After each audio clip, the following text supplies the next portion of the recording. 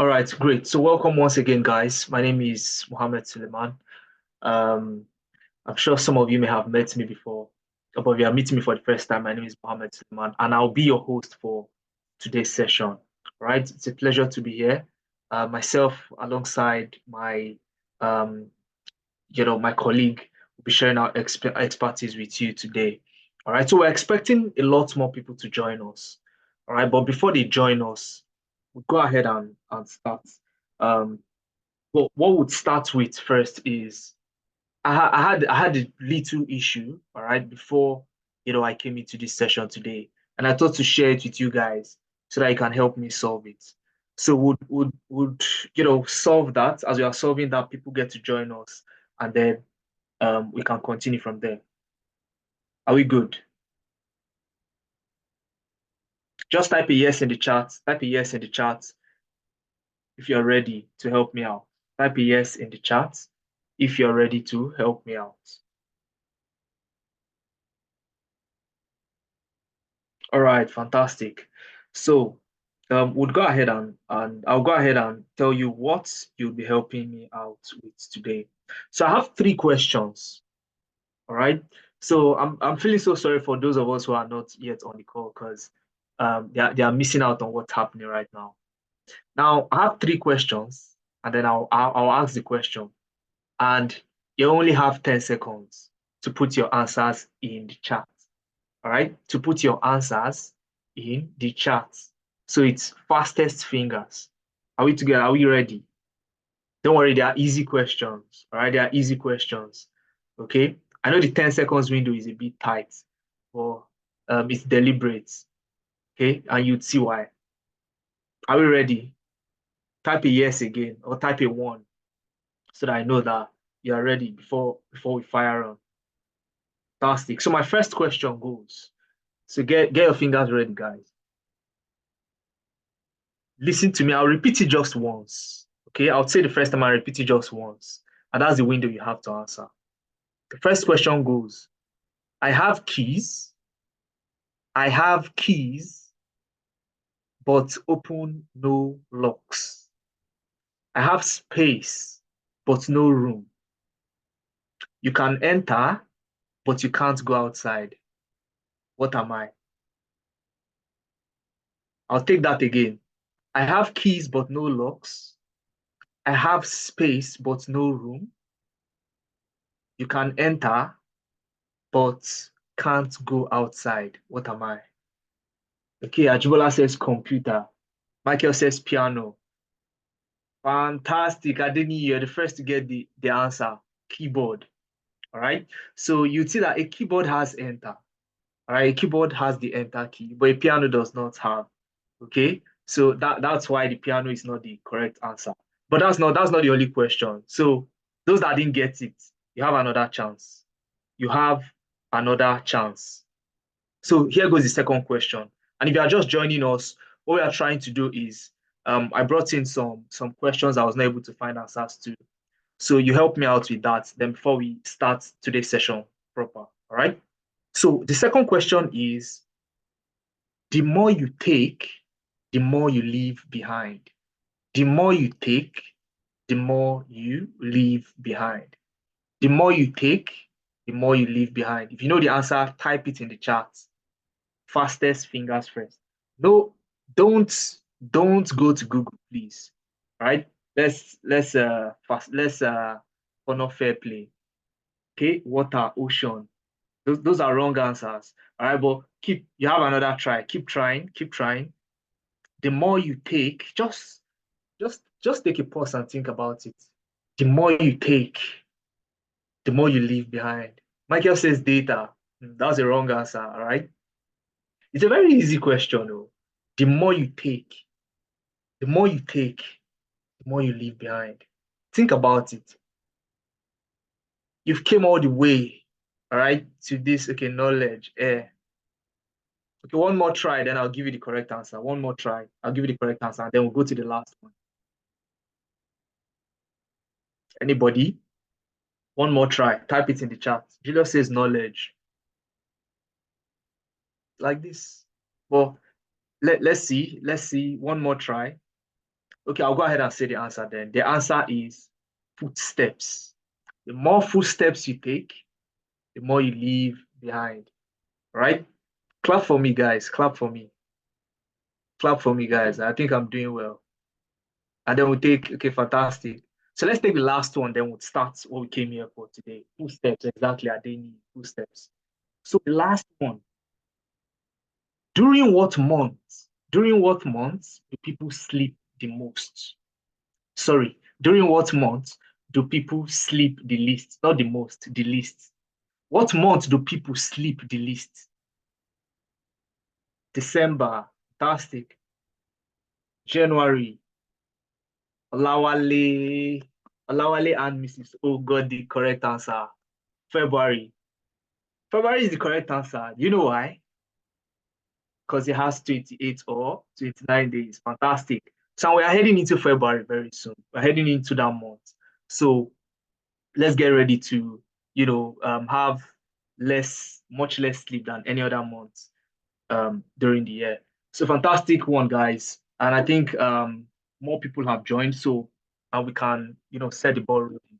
So welcome once again. I think I'm already enjoying myself. Today we are, as we all know, we are going to be myself and my team member Mary. We're going to be, walking you through how to take your career to the next level.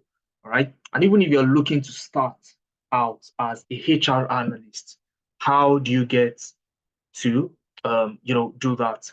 But I want to know who we have on the call. So tell me, tell me your location. Let me know where you're joining us from. If you're joining from Uganda, if you're joining from Lagos, if you're joining from the UK, let me know. And if this is your first time, put a hyphen and put one. All right, put a hyphen after your location and put one so that I know you are joining us for the first time. Okay. All right, Efe from Abuja, Catherine from Port Harcourt. Let's keep our responses coming in, guys. Okay, Chidima from Germany, Kudus from Kwara, fantastic. Kudus is a new, Kudus is joining us for the first time. Ajibola as well from Lagos, joining us for the first time. Olawale from Southampton, I'm sure is joining us for the first time as well. We have Henry as well, okay, joining us for the first time. I have Benson from Kenya also joining us for the first time. Fantastic, fantastic one, guys. And for the benefit of those, keep your responses coming in. While I share my screen, and I'll share my screen, and I'll walk us through. I'll walk us through who we are here at Tenalytics. So if you're joining us for the first time, welcome once again to Tenalytics. Welcome once again to Tenalytics. And I'll tell us who we are, okay, so that you get to know us more. Right. So let's go ahead. Can you see my screen, Mary? Screen. Yeah, I can see your All, screen. all right, fantastic. Thank you very much for that. Okay, now let's go ahead and today we are, like I said, we're going to be walking you through on how to take your career to the next level. How do you start out as a HR analyst? All right. Now, at Tenalytics, what we do here is we are an edtech company who is passionate about the Black community, Africans, as a whole. And what do? We help Africans get into the tech space, and we do this by lowering the entry barrier. I've worked with a lot of organizations across different sectors, both remotely and on site. And when you look at the global scale, when you look at the tech ecosystem at a global scale, what you'd notice is that you'd have just one Black person within a team, just a handful of Black person if you have more than. All right. I've worked in a team where I was the only Black person on board. And we are looking to change that narrative. And that is why Tenalytics exists. All right. So we've identified what difficulties there are when it comes to getting into the tech space. And what we seek to do here is to reduce that entry barrier to make it super easy for the Black community and people and Africans at large, Nigerians, Ghanaians, Kenyans, whether you're in um, your own hometown or you're abroad. Okay, so that's what we stand for here at Analytics. All right. And we offer programs ranging from data analytics, HR analytics, business analysis, data science, financial analytics, as well as data engineering. We also have some, new programs that we've brought on board this year. Cybersecurity is one of them, as well as Scrum. And, these are some of the programs that we currently offer. All right. And I'll get to tell you why we offer all these programs. Okay. So stick around. Now, you get to work how you learn how we have successfully onboarded newbies, people with zero experience in the tech space, how we've successfully onboarded them into tech. It's very simple. We bring in industry experts, all right, to your class, and what they do is share their day-to-day activity with you. All right. So myself, I'm a data analyst. I've also worked as a HR analyst. All right. What tools do I use and how do I use them on my job? And that's what we share with you, all right, in class. So you learn from the experience of top professionals in the space, professionals that work, with the biggest and the best organizations across the globe. All right, talk of Apple, Microsoft. You'd work with facilitators who, work with McKinsey. Myself, I've worked with Alfa Romeo. Alfa Romeo is one of the largest Italian luxury car brands. All right, I worked with their branch in the US, and I did that remotely. So there are opportunities in this space, and this is what we, have packaged and we are presenting to you. All right. So these are the caliber of facilitators you get to work with here with us at the Analytics. And we have amazing founders. All right. We have amazing founders. We have Adeza. Adeza Suleiman is a data analytics expert with is a data analytics expert with close to a decade of experience in the space, right? And he has worked cutting across, several different sectors. Talk of sports, talk of energy. He has worked with the automotive sector, name them, and he has helped quite a number of people make that switch, from classroom to landing their first tech job. All right, and you also have Femena Igbo. Femena is the co-founder of Analytics, and he also has close to a decade of experience. So combined, you're looking at close to 2 decades of experience across board. When you're referring to our founders, and Femena himself has worked across the data ecosystem. He has worked as a data analyst, a data engineer, a business analyst, and he has worked with the post office in the UK. All right. So Efemina has quite, a lot of expertise, and feel free to connect to them. You'd get these slides after today's session. Right. Only thing is you need to fill in the form that my colleagues are posting in the chat. So you'd see a link to a form, the attendance form. Ensure you fill that in while we're on the call so that you can gain access to the materials that we have for today. So today, I'm presenting to you myself, right? Mohammed Suleiman. I'm Senior Data Associate here at the Analytics. And I have, over half a decade of experience in the industry. And my job is to help beginners, people who are looking to get into the space, to help them get into the tech space, get a job, sharpen their tech skills, and so on and so forth. I've mentored close on 2,000 participants and also, helped a good number of them get jobs across the globe, right? I've also consulted for Alfa Romeo, like I said, one of the largest Italian luxury car brands. They used to be a sister organization with Ferrari until 2016 when Ferrari became a standalone brand, itself. Now, we also have Mary. She's a senior data associate here at Analytics as well. She would also be coming on. She'll be speaking to us very shortly and showing us exactly what it feels like to be a HR analyst. All right. So for those of us who are looking to get into the HR analytics space, you've come to the right place. All right. So Mary will be showing us a snippet of that in a short while.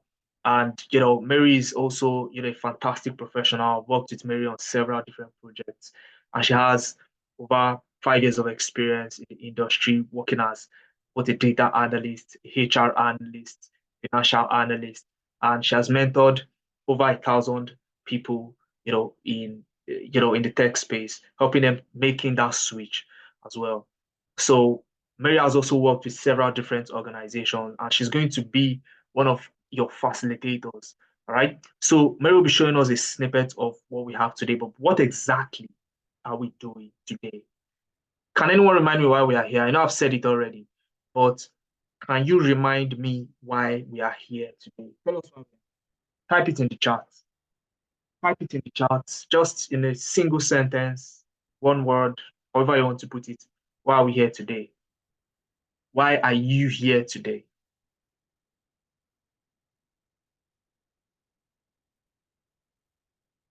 I'm not seeing any responses. Can we still hear me, guys? Just type it. Oh, we forgot already. Okay, to learn. Okay, fantastic. To learn and unlearn. Great, John. All right. But what exactly are we going to learn today? That was my question. To dive into Python. All right. Who said Python? Jide, we are not doing Python today, all right? But we'll get to do Python, okay? We'll get to do Python, don't worry. But today we are doing something very, very interesting, and it's called HR Analytics.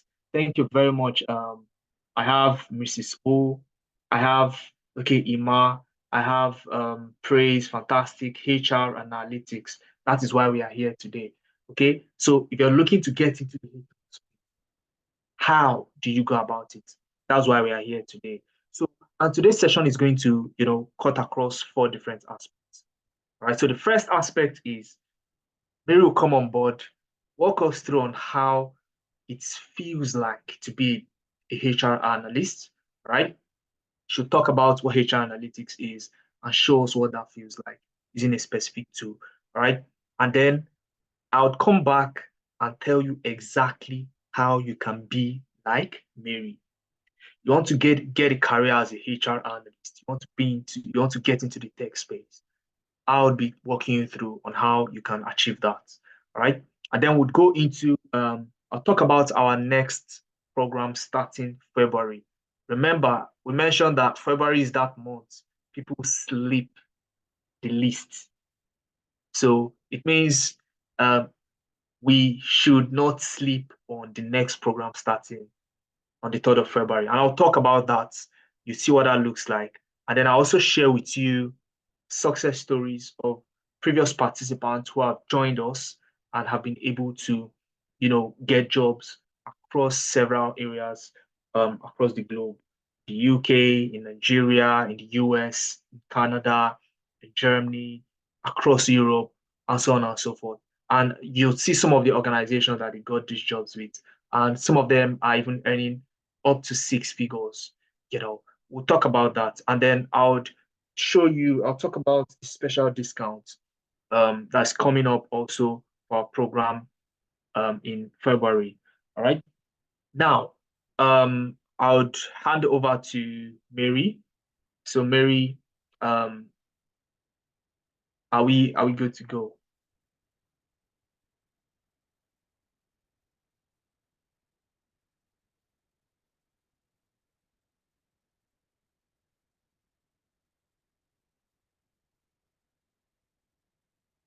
All right. So Mary will join us shortly. Okay, Mary will join us shortly. So while Mary is coming to join us, what Mary will be showing us, guys, is something very interesting. Okay, she'll be working with one of the tools you'd get to learn, um, to become a HR analyst. Okay, and she'll be showing us exactly how to get that done. And you'd see exactly how it works. And this is the same tool Mary uses on her job as HR analyst, as a data analyst, as a financial analyst. All right. And you'd see how it works and how seamless. it is, to use it. Okay. So I think Mary is back. All right. So Mary, confirm if you can hear me and let us know if you're good to go. Yes, I can hear you, and I'm good to go. All right, fantastic. Okay, so I'll stop sharing. All right, so the attendance is in the chat. Okay, so my colleagues are in the chat as well, putting the attendance in there. So please fill in the attendance so that you can gain access to everything that I would share with you today. So what Mary will be doing, and all the things I said I'll be sharing with you as well, so that you can gain access to it. All right, as well as the recording of this session. So please fill in the attendance so that you can get that. So, Mary, you have the floor.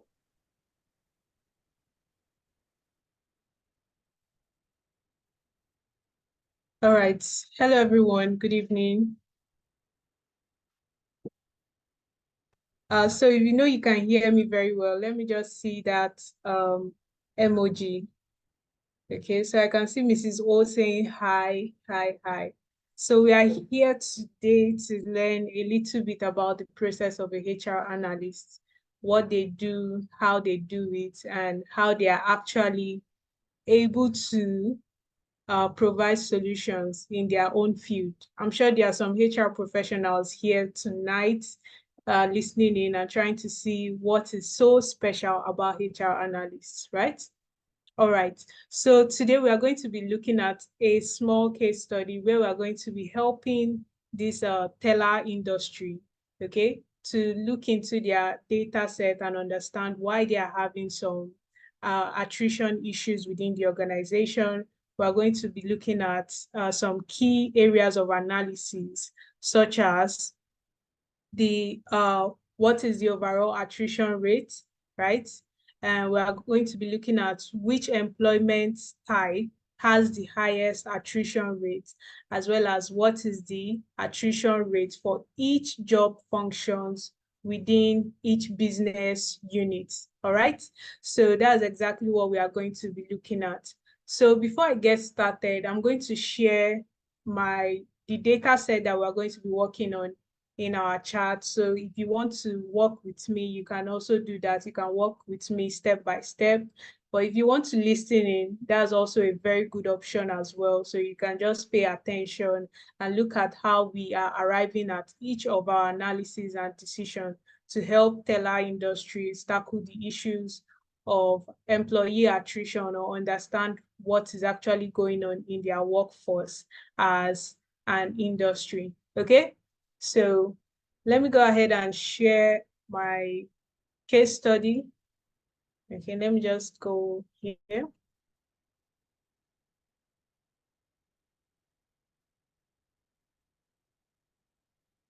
All right, I believe we can see what's going on here right now. We can see the data sets. We can see teller industries data sets.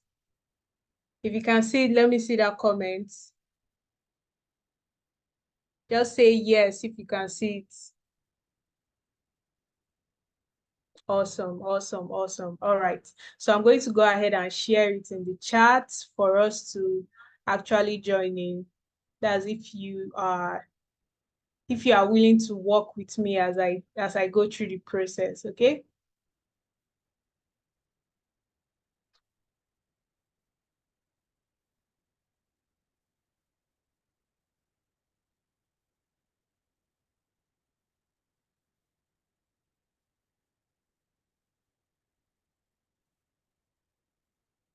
All right, so the link is in the chat right now. So if you want to download the data set, go ahead and download it.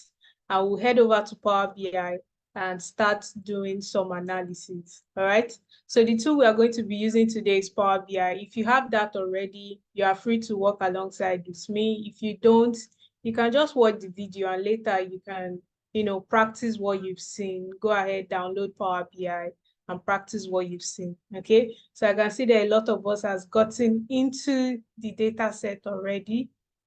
So we are fully ready to work today. All right, all right, all right. That's fantastic. Okay, so we are going to be cooking tonight, right? We are going to be cooking tonight with our data set. So let's get into Power BI and start that process of preparing a delicious and fantastic dashboard to present to our stakeholders at the end of the day, okay? So I'll be heading over to Power BI right now. Let's get started. Okay, so if you are with me, let me see yes in the chat. If you are with me right now, let me see yes, yes, yes in the chat.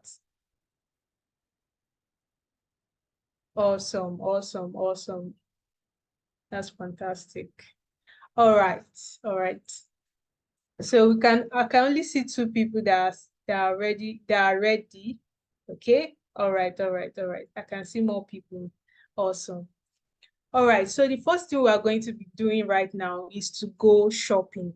All right, so the process of data analysis requires us to bring in our data, okay, extract our data from wherever it may be, bring it into the tool that we'll be using, okay. In that tool, we transform our data, load it, and then work with it. So this process of going to extract, I'll call it the shopping process. So now we are going to the market to look for the data sets that we actually want to use for our analysis, all right? So the first step is to get data. So let's move to the supermarket where we have our icon here that says get data. So we are going there to shop for the particular ingredients that we'll be mixing for Teller Industry tonight. All right.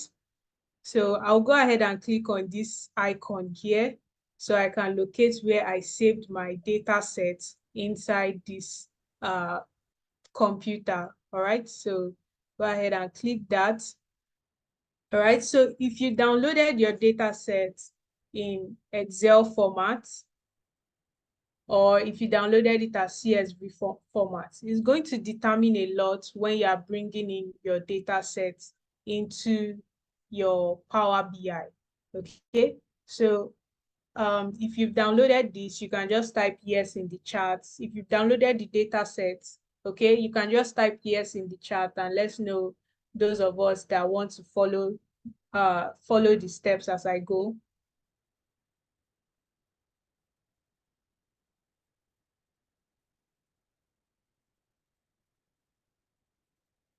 Okay, if you've not downloaded it, let me see one in the chat as well. If you've not downloaded it and you want to actually work with me, let me see one in the chat as well. All right, so I'm going to send the link again for those of us that are just joining in. Okay. All right. So I've sent the link again for those of us that want to work, and I'm going to go back to where we have our data sets. All right. So for those of us that have gotten here already and are still stuck and don't know how to download our data sets, you can just head over here where we have file. Okay, go ahead and click on file. All right. So here you would see download. All right, here you would see download. So you can download your file as a Microsoft Excel format, or you can download it as a CSV format. Most likely you should go ahead and download it as a Microsoft Excel format or a CSV format for us to easily bring it into our Power BI. Okay, so once you download this, it should save inside your PC, your computer, or whatever device that you are using to view this particular sheet right now. Okay, so once you are done with that, you can head over to your Power BI and we can get started. All right.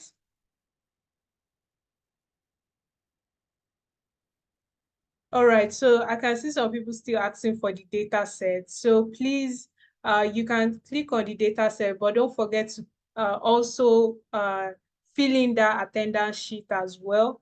Okay. Don't forget to fill in the attendance sheet as well. All right, so I've sent the data set again. I've sent the link to the data set again. So we can go ahead now and start working on our case study. All right. Okay, so let's head over to Power BI. Like I said, let's start shopping. All right. So the first thing we are going to do is to bring in the ingredient that we are going to be using to solve this problem. Okay. So the step we are going to take here is to bring in that particular ingredient that we need, which is our data set. Okay. So if you are with me, you can go over here where we have get data. All right, I'm going to click here and bring in my data. All right, so for me, I saved my own Excel file as a CSV. I saved my own data set as a CSV file. All right, so that's what I'm going to go ahead and click on right here. But if you saved yours as an Excel workbook, all right, go ahead and click on this icon right here. All right, but if you saved yours as a CSV file like myself, okay, click on the CSV/text file and you are good to go. So I'll do that right now. Okay, so I have my Teller industry data sets right here saved on that document. Okay, so you can also navigate as well within your file explorer, look at your download area where the file might have automatically saved. Okay, for me here, I have my documents here. Okay, so I'll just click on it. I'll select the data set that I want to use, which is Teller Industry Employee Data. All right. Okay, which is Teller Industry Employee Data. So we can go ahead and click on Open and we can preview our data sets in Power BI.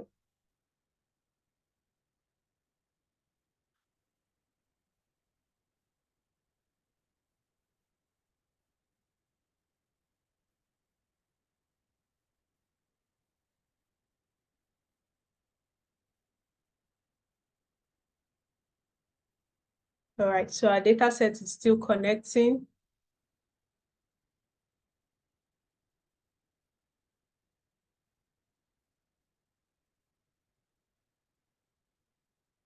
All right, so we have a preview here of what we've gone to shop for. Like I said, we went to the market. All right, so this is a preview of what we went to shop for. We have our columns, our rows, everything that we need to do, everything that we need to get into the kitchen and start preparing prepping the meal, okay, for the final outcome. Okay, so now that we've extracted our data into Power BI, it's time for us to transform our data. So Power BI has an interface called Power Query. What Power Query does for us is to help us transform how our data looks like, help us to clean it, and make sure that it is ready for us to analyze it. So like I said, we went to the market to buy food, right? Foodstuffs to prepare, which is our data set. Now it's time for us to clean it up, dice it, make sure it is ready before we start putting it inside the pot and making a delicious meal out of it. So now we've extracted our data. It's time for us to transform it, make it ready for us to actually bring it to the dining room and devour it, right? Okay, so let's get into that next step and get into Power Query. Okay, so to get into Power Query, all we have to do is click on this button right here, Transform Data, okay? Transform Data. I'll click on that. And let's wait for it to load. Let's wait for our data set to load. And we can look at it and see areas that we can actually work on. Okay, so get ready for some questions here. All right, I want to see those that have a very sharp eye and sharp mind as well. Okay, so get ready, get ready, get ready. Okay, so the first thing we do here when we see our data set is to make sure that our data set is in the right data type. Okay, our data set is in the right data type. We check column by column which type of data set it is and how we can actually bring it. If it's in a wrong data type, we check how we can transform it from the wrong data type to a right data type. All right, so here we have our ID. We have our ID in text. Okay, so we have this icon right here, just that tiny icon at the side of the screen, showing us the numerical data, showing us the identity of the type of data set that we have. If I click on this, I'm going to see a drop-down list of different kind of data sets that this table might also be in, all right? But because of the content under this column, all right, we have it identified as a text data, all right? The same goes for our first name as well, all right? So the information we have here is text, and we have the icon here showing alphabet, right? The same goes for this as well, okay? So when we come to our date column, we can see something that looks like a calendar icon showing right there, okay? You can see something that looks like a calendar icon showing right there, which helps us to identify that this is a date column. All right, so I'm going to click on that icon as well, okay, and I'm going to look at the list that it has and the label of what that icon actually means. All right, so we have the date. We have the date right here showing as our date icon, okay? So now for the question I'm going to throw to the house, all right, we have this particular column right here. Okay, I'm just going to click on the drop down so that we can see some of the contents in this column as well. So I'll just click on this arrow here. Okay, so now that we've seen what is in this column, all right, now that we've seen what is in this column, I'm going to throw it to the house and ask what data type, okay, is this particular column supposed to be in? What data type is it supposed to be in? We can see text here, so it might actually have to be in text, but from what we can see from our column attributes, okay, we can see something else. So what data type is this particular column supposed to be in? Okay, so I can see Jide says date, okay, Paula says date. Okay, I'm waiting for more response before I agree with the crowd. I don't want to do follow. So you guys should convince me. All right. Date. Fantastic. The correct answer is date, actually. So it's date. Okay. So we have to transform this from this text column to date. So this is why we have to go through this process to ensure that all our data sets is fit. Every column is fit. All right. So when you are washing your vegetables with salt, okay, so this is the kind of process you are going through, making sure that everything is clean and ready for you to actually eat, okay, actually digest. All right, so now we are going to change this and make it fit for our analysis. So we are changing it from text to date. All right, so click on that drop down there and click on date, and that's it. But this column is transformed. All right, so this is just confirming if we actually want to do this particular replacement. So we'll go ahead and do that.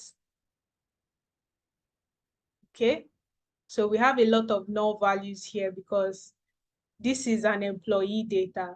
And employee data has some features that are very common to most HR data sets, okay? So we usually have the start date, which is the date where the employee comes into the organization, and the end date, which is the date the employee or some of the employees left the organization. So for any organization that is functioning, obviously we are going to have some empty end dates because some of our employees are still with us. Some have left and some are still with us. So some areas will be filled, all right? If I scroll down a bit more, I would see that some areas are still filled while others are no. Okay, so this is very much expected in an end date column in any HR data set. All right, so we're going to go on and look at the rest of our columns as well in order to make sure that this data set is ready for us to clean. This data set is ready for us to analyze. All right, so we'll keep checking, make sure that this data is straight and good for us to put on our dining table or inside the oven to make sure that everything is ready. So here our employee type, okay, we have it in text, very good and fine. Region, same thing, area, the same thing, okay? Then let me just scroll here. Okay, so we are at the end of our data set. So we have function and business units, all right? So apparently our data set is too good to be cleaned, all right? So we just have a little minor disparities here and there, and we've been able to fix it, right? So now that we know that our data set is ready for us to bring into to put into the pot, right? To bring it into the pot and start cooking. Okay, start adding spice here and there, right? We are going to load it into Power BI. All right, so we've gone through the ETL process, which is to extract our data, okay, transform it. Now it's time for us to load it and see and analyze our data, okay? So we'll go ahead to this icon here and close and apply. All right, we close and apply our data transformation at this point. Okay, so I'll close it and apply. All right, so we'll wait for our data set to fully load into our Power BI, and we'll continue from there. All right.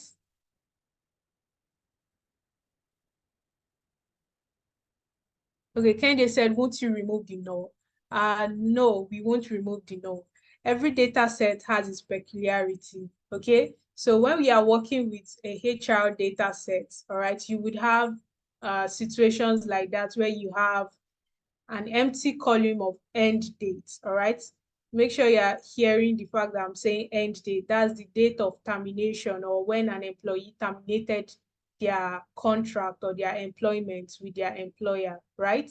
So we have those null values. We also have those informations as well. We want to leave it as null values because of some of the calculations or analysis that we'll be carrying out at the end of the day, all right?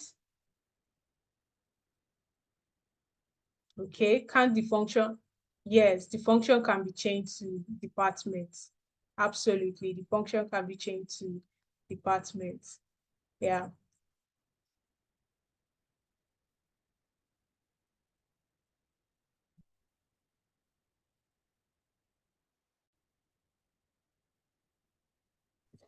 All right, so I believe our data set is now ready for us to work with.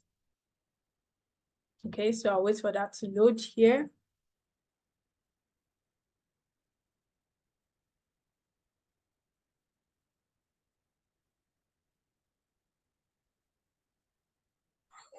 All right.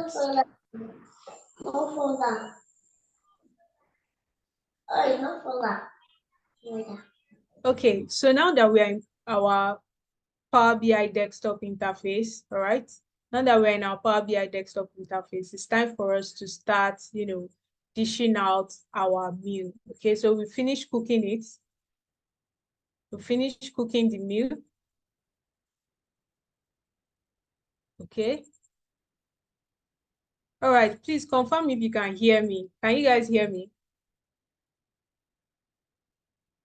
Yes, we can hear you, Mary. Awesome, awesome, awesome. All right, so let's go on. So the next thing we are going to do here is to do some minor calculations to help us understand what the total number of employees within the organization. We also look at the number of employees who are active, the number of employees who have left the organization, all right? And finally, we are going to be looking at the attrition rate. Okay, so the attrition rate is basically us looking into the number of employees that have left the organization, either voluntarily or involuntarily, but basically because of maybe they had to retire, they had to they had to leave because of a particular reason, okay?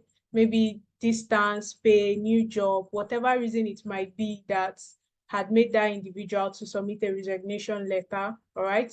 So that is what we are going to look at. Both those that left involuntarily or voluntarily, we are going to look at why the rate at which these individuals leave the organization, okay? So for some of us that are new to that term, we would also understand why we'll be calculating it in this analysis. All right. So to do that, I'm going to be creating a new table just for us to store in our measures.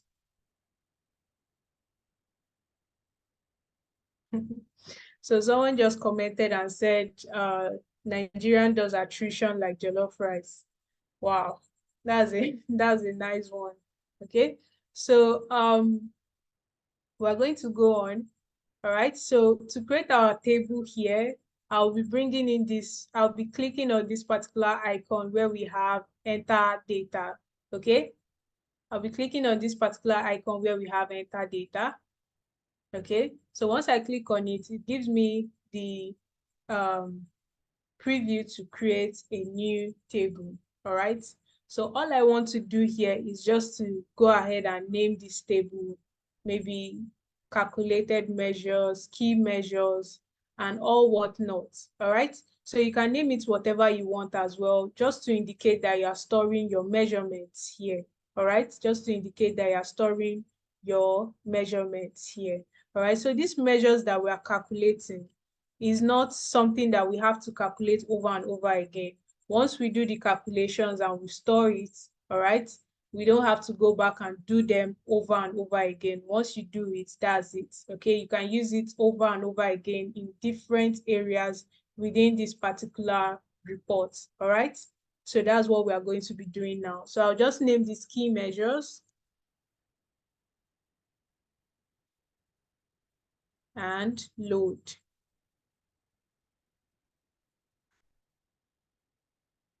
Okay, so if you've not gotten that yet, to create that table, okay, you have to click on this particular icon here that says enter data. All right, enter data. Okay, so go ahead and click on it. You get that preview there.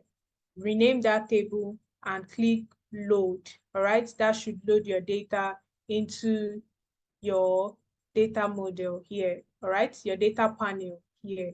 Okay, so we can see that table that I just created, key measures. All right, that's it right here. Okay, so let's go on. So what I'm going to do now, I'm just going to click on this table right here. But before I do that, I want to expand this table to see some of the column names, column headers, and all that. So I believe Michael was the one that said, can't we change the function to department? So if you want to change that, you can also do that here as well. Okay, so I'll just go ahead and do that for the sake of Michael. All right, so all we have to do here is just to double click on it.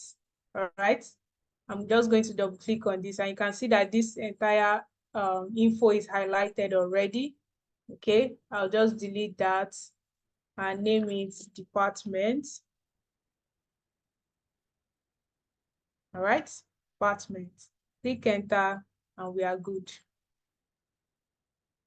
Okay, so you can see that is working and that is it. So we have department now, right?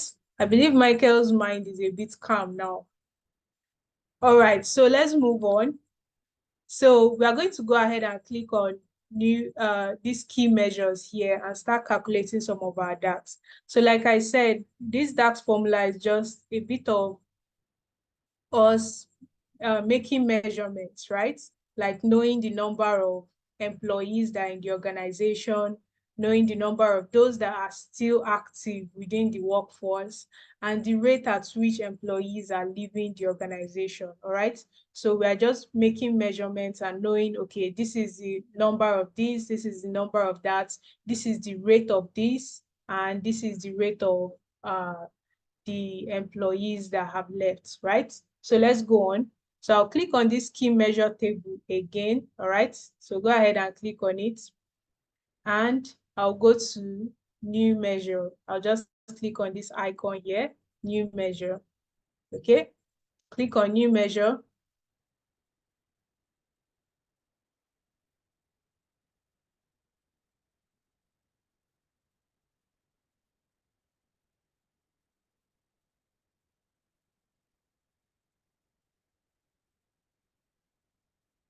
All right, so I'm just going to go ahead and expand this a bit so that we can see clearly what is going on in this tab, all right? So I don't want any of us to miss it, okay? So we are going to go ahead and change the title of this. The first thing we want to calculate is the number of employees in the organization, the total number of employees in the organization. So we'll go ahead and name these total employees, okay?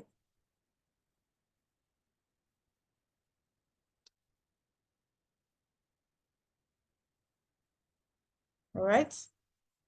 So here, all I want to do is just to count the total amount of employees within the organization. So I'll just go ahead and start typing count, okay?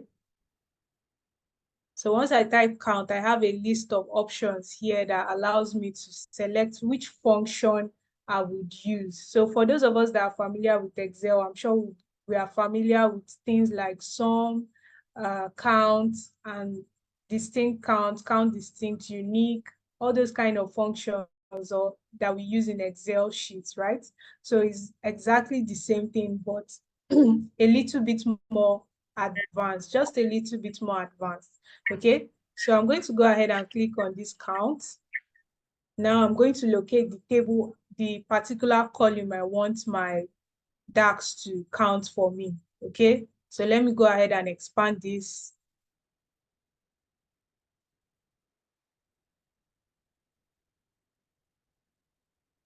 Okay, so I can see all the column names here. All right, so what Power BI does, it showcases the name of the table first and then the column headers, right? It showcases the name of the table first and then the column headers. So what we want to locate here is our employee ID. So we have the ID here. We can see the column name here. I'll go ahead and click on this. I'll close brackets and that's it. Total number of employees is set. Okay. So for the next one, we are going to be adding a little Jara to the calculation. Okay. The next one, we're going to be adding a little Jara to the calculation, okay? The next one will calculate the total number of active employees, all right? The total number of active employees, all right? So I'll try my best to break it down as much as possible as I create the formula, okay? So we have new measures here. Again, I'm just going to go ahead and click on that. New measures, this calculator icon, not the one with the lightning bolts, but just this one that is plain here. That's exactly what we want to use. Okay, so here I want to calculate the number of active employees. All right, the number of active employees. So I'll name this measure active employees. Okay. So what I want to do here is to use a DAX function called calculate, all right?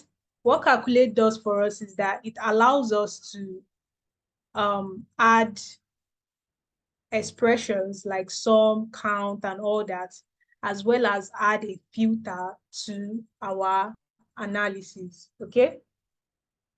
Sorry.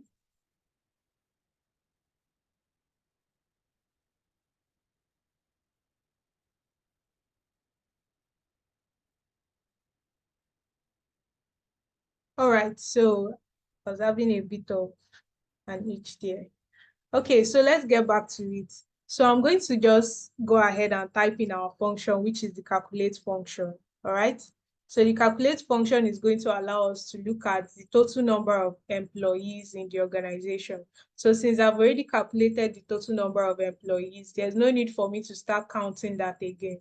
So all I have to do is to click on this square bracket and it brings up for me the calculation I have, the measures I've calculated, like this total employees. So I'll go ahead and click on that.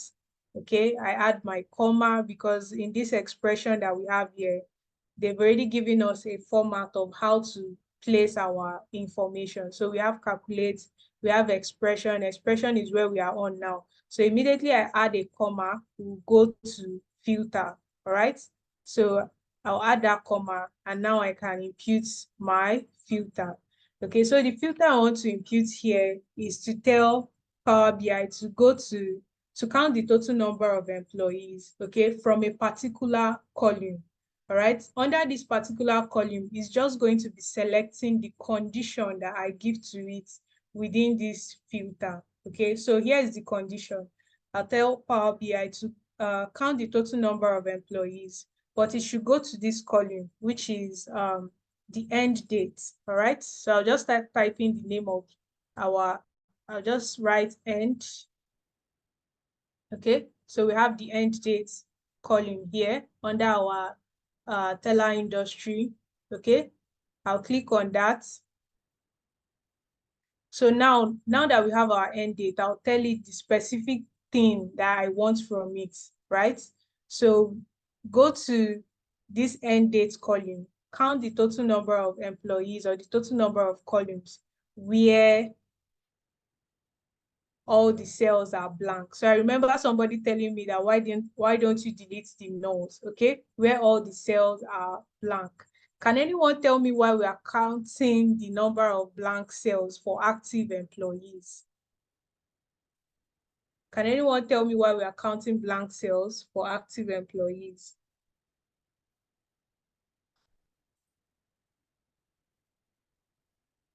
Okay, so we have a quiet place. Okay, so remember our end date column is the column that stores the information for those that have left the company. Exactly, because blank shows that they are still in the company. That's amazing. That's amazing, Deborah. Well done. All right. Awesome, awesome, awesome. Exactly, because blank shows that they are still within the company. So this is what DAX is going to do for us. It's going to calculate all the number of employees who are still within the company. All right. So I'll go ahead and click enter. And now we are left with two more measures. Okay. So the first one, this third one is going to be our attrition. Okay, our attrition. So if you look at the measures that we've calculated the total number of employees that have ever worked in this organization. Now we have the total number of active employees. Can anyone tell me how we can get the results for the total number of employees that have left the organization? Just a brief what do they call it, arithmetic method. Okay, can anyone tell me what we can do to arrive at the attrition number, the number of employees that have actually left this organization? Amazing. It's like Deborah is on fire tonight. Okay, all right, awesome, awesome. I can see more people giving response. All right, that's amazing. Okay, so the next thing we are going to do here is just to subtract the total number of employees from the active employees. Okay, so we'll head over to new measures again, and we're going to get that done.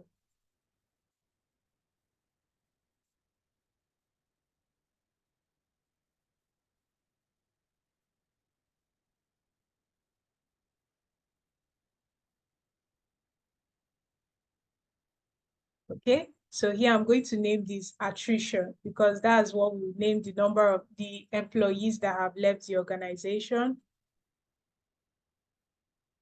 Okay, attrition.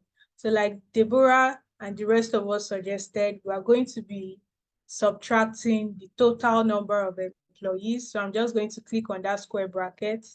Okay, so it brings out the list that we need, total number of employees minus the active employees, as straightforward as that. Okay, minus the active employees. I go ahead and click enter. And we have that solved.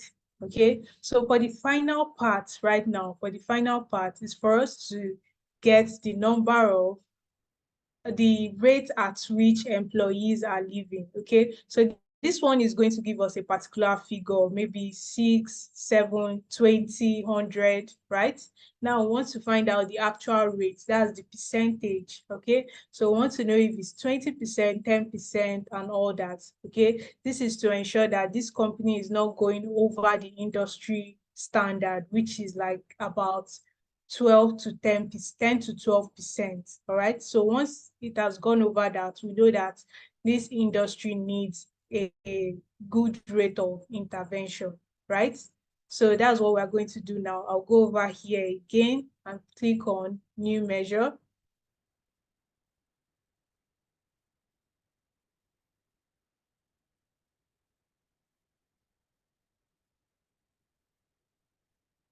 All right. So here I'm going to just name this attrition.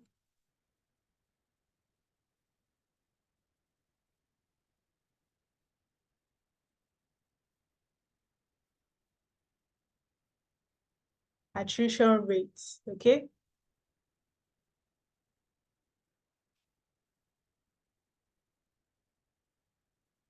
All right, so what I'm going to do now, I'm going to be dividing our figures here, okay? So the first thing I'm going to do is to bring in our attrition number, okay?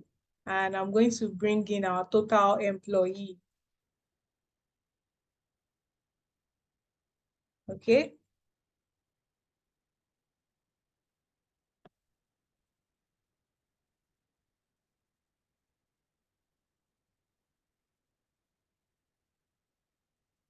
I'll go ahead and click on enter, and let's visualize it and see what is going on in our analysis now. All right, so we're going to start bringing in our info one after the other using our card visual first of all, okay? We want to look at our metrics, all right? So we're going to go ahead with that. I'll click on this.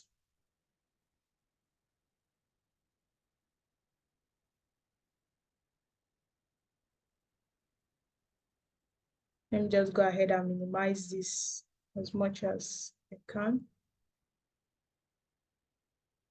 Okay, so the first thing I want to look at is the total number of employees.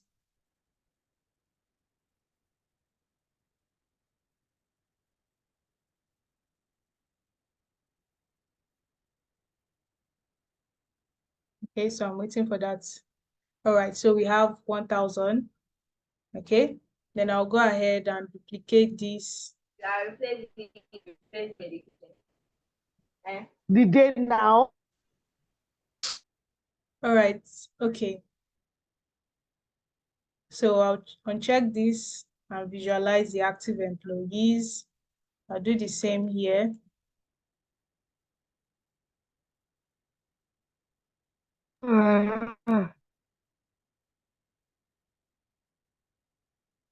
Okay, so we have an alarming rate of attrition.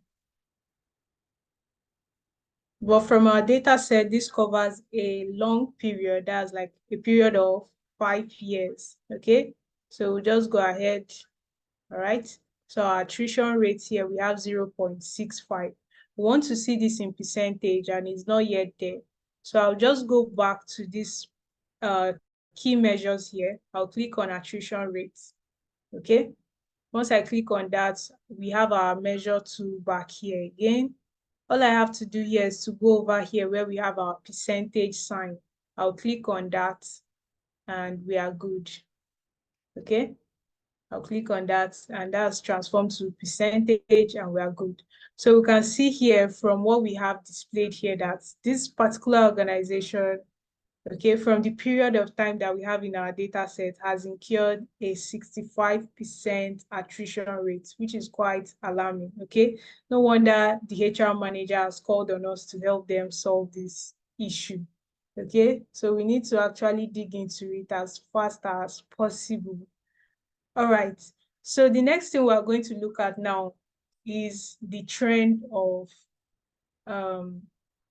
attrition over the 5-year period. So if we look at our case study here, okay, we have this information that says what is the overall attrition rate at Stellar Industries for the past 5 years. That's exactly what we are going to look at now. We are going to use a trend line, okay, a line chart to visualize this information. All right, so I'll go ahead here.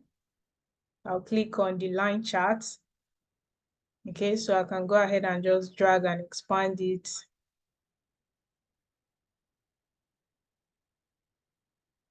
Okay. The next thing I want to do is to go to my start date. All right, then attrition rates. I'll select that. Okay. So if I click on my start date, it immediately goes to the x-axis as it should. All right. And if I click on my attrition rate, it goes to the y-axis. All right. So as a business, as an intelligent tool should act, that's exactly what Power BI does. All right. So not in all cases will it be right, but in most cases, right, it's going to predict the right place that a particular column should go to, okay, just by clicking on it. All right, so I'm quickly going to format this just for us to see clearly what's going on our chart. So I'll just go ahead and drop some columns and visualize drop some information, right? And I'll be visualizing our data marks, data points as well. Okay, so I'll go here, turn on the data mark. Okay, so this should give us the points at which each of these attrition occurred by year. All right, and then I'll turn on the data labels. Okay. So I want to increase the text size very, very quickly.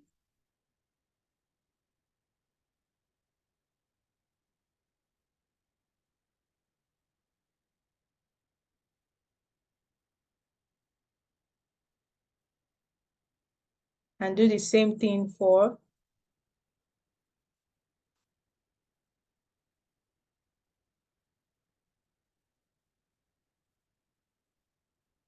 okay.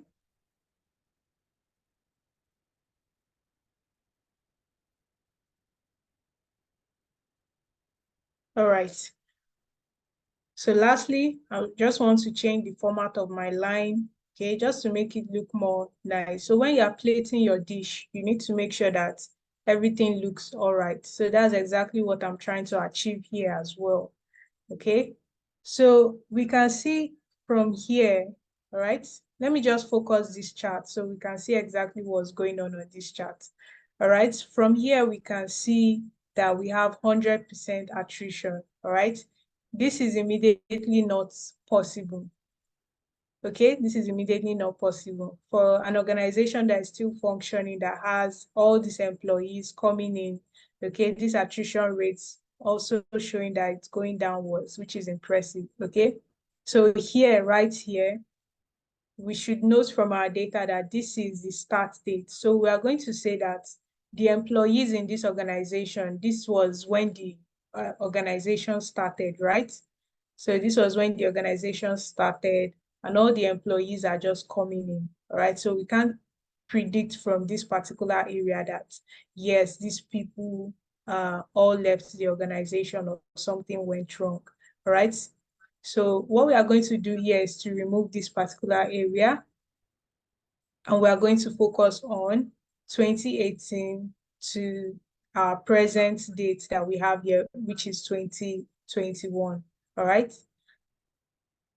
Okay, so I'll go back here, and to fix that, all I have to do is to come here where we have our filter, all right? This filter panel right here to allow us to do a lot of cleaning to our data. So I'll go ahead, click on this drop down, start year, start date year. So here we have filter type. I'll click on that, go to basic filtering. Okay, I'll check all and uncheck 2017. And that should take out 2017 from our chart. All right, so this is what we have now. Okay, so the next thing we're going to look at is our pay type. All right, we're going to look at our payment type, sorry, our employment type, our employment type. Okay, so we're going to be using our clustered line column charts for this particular one, because we're also going to be looking at it by the total number of employees in those individual pay types, all right? In those individual pay types. So I'll go ahead and do that here. The first thing I want to do here is to bring in our attrition rate. Then I'll be bringing in the employee pay type. Just by clicking on it, you can see how easy that is just to bring out a solution for your employers, right? The next thing we want to do here is to go ahead and bring in the total number of employees. So like I said, in most cases, the business intelligence tool called Power BI will be able to predict where a particular information should go to. But in this case, where we have about 3 informations within our chart, okay, it might get some wrong. All right, so if I click on this total employees now, it will go to the wrong place. Okay, all I have to do now is just to drag it out of where it is and into the line axis where I want it to go. So I'll just drag that, okay, and move it here. All right, so we have this chart now. All right, so we want to see what's going on. Okay, what point is this? What's the actual number? Okay, without tracing and all that. Let's quickly bring in our data labels. All right, so I'll go in here to format and just turn on the data label. All right, so we have all the information showing. So you can see the employees who are temporary have the highest attrition rate. Temporary employment type has the highest attrition rate. All right, so can you guys see the lowest attrition rate as well? Let me focus that. If you can see, type the figure that you can see in the chat box. The lowest attrition rate for employment type.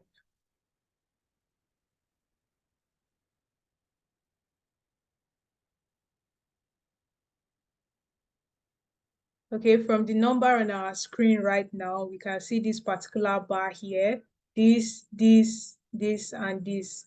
We have total temporary, part-time, contractor, full-time, apprentice. Okay, someone says contractor is the lowest employment type. Okay, so from our legend here, we can see attrition rates, we can see total employees. The color for total employees is the deeper blue line, the darker blue line over here. And then we have our attrition rates, okay, the lighter column charts. Okay, someone said 1, 2, 3. All right, amazing. Okay, Deborah said apprentice.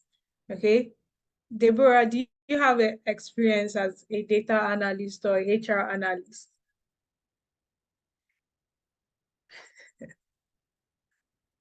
All right, that's amazing. I can see some very correct answers in the chat. Well done, well done, well done. That's amazing. Okay, so I'm going to just close this off. We'll go back to our report and I'll visualize our final charts. Okay, we'll visualize our final charts now. So here we want to just look at our business units as well as our department. So to look at that, we are going to be using this clustered bar chart over here. I'll just expand that to fill our screen.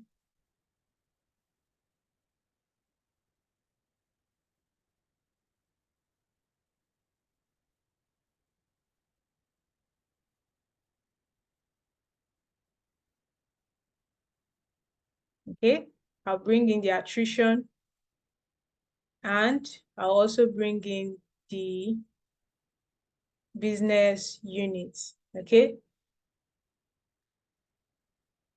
let me quickly turn on the data labels for us to see the exact point at which each of these business units have dropped in terms of employee.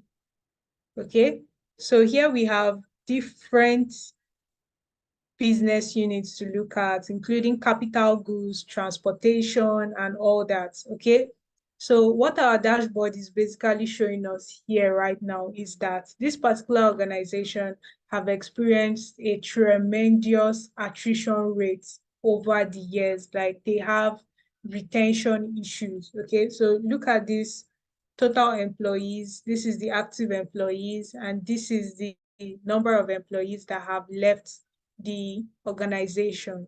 All right, this is the number of employees that have left the organization and at this rate as well.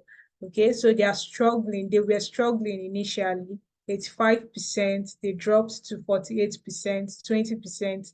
And I think in 2021, they have a 0% attrition rate, all right? So there's a tremendous improvement, even if they have a history of great attrition, okay, losing employees left, right, and center, okay? Business unit as well, we can depict that the capital goods, all right, have the highest attrition, whereas we have the malicious business unit where we have at least 58.3% attrition rate, all right? So what we do as HR analysts is that we are going to write down all these points and figures that we found out in our charts, both from the top 3 attrition rates business units, the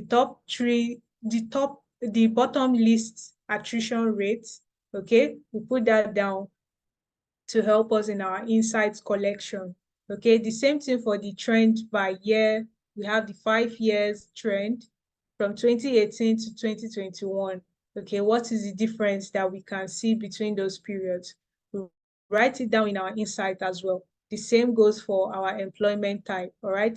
So it helps us to make decisions as to whether or not to take a particular step, okay? Or whether or not a business should do something. For this business right now, with the case of this attrition, okay, we know that there's an issue with maybe good work environment, or the ability for this organization to create good environment to retain its employees, to create a nice environment to retain its employees, either through salary or through growth or through whatever means that the HR department can depict to actually ensure that, yes, these employees are performing well, they are experiencing the growth that they need within their organization, and also bringing in the right amount of productivity that the company needs. So it's one thing to have a lot of employees, it's one thing for them to actually be as productive as you want, right? So these are some of the things that this data set can help us to make decisions around. So we've looked at the business units that are performing the worst in terms of attrition. We've also looked at the ones that are performing the least in terms of losing employees. Okay, let me use losing employees instead of attrition to help us understand better. Okay, so finally, before we go, all right, we're going to bring in our slicers. Okay, let me just undo that.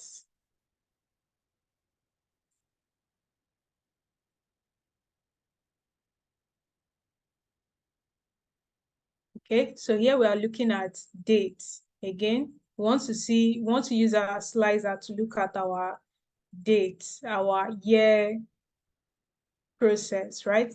So what I'm going to do here, I'm just going to change this from date to data hierarchy, and I'll start removing all this information here and leave it at here. Okay, go to my format and change that setting from vertical list to drop down.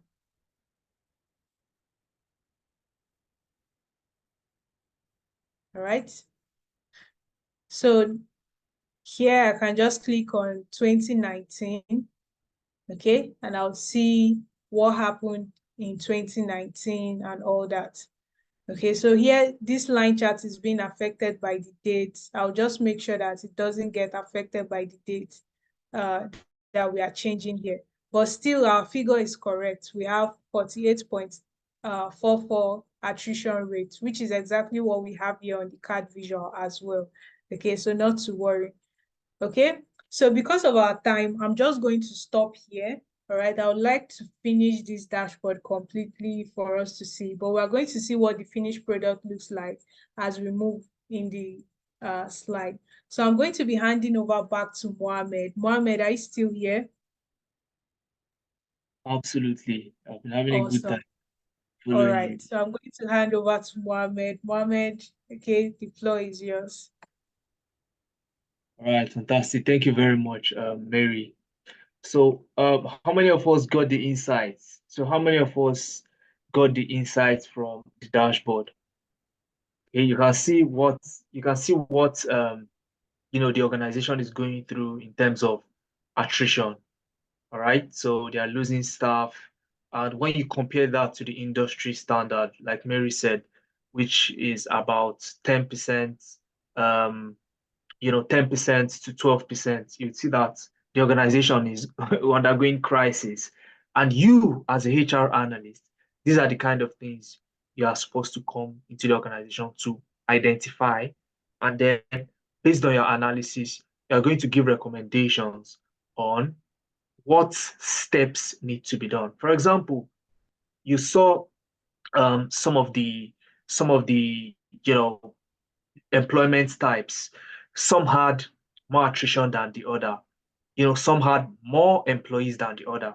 So how do you channel your resources? What kind of recommendation should you give? So I want somebody to type in the chat. Just type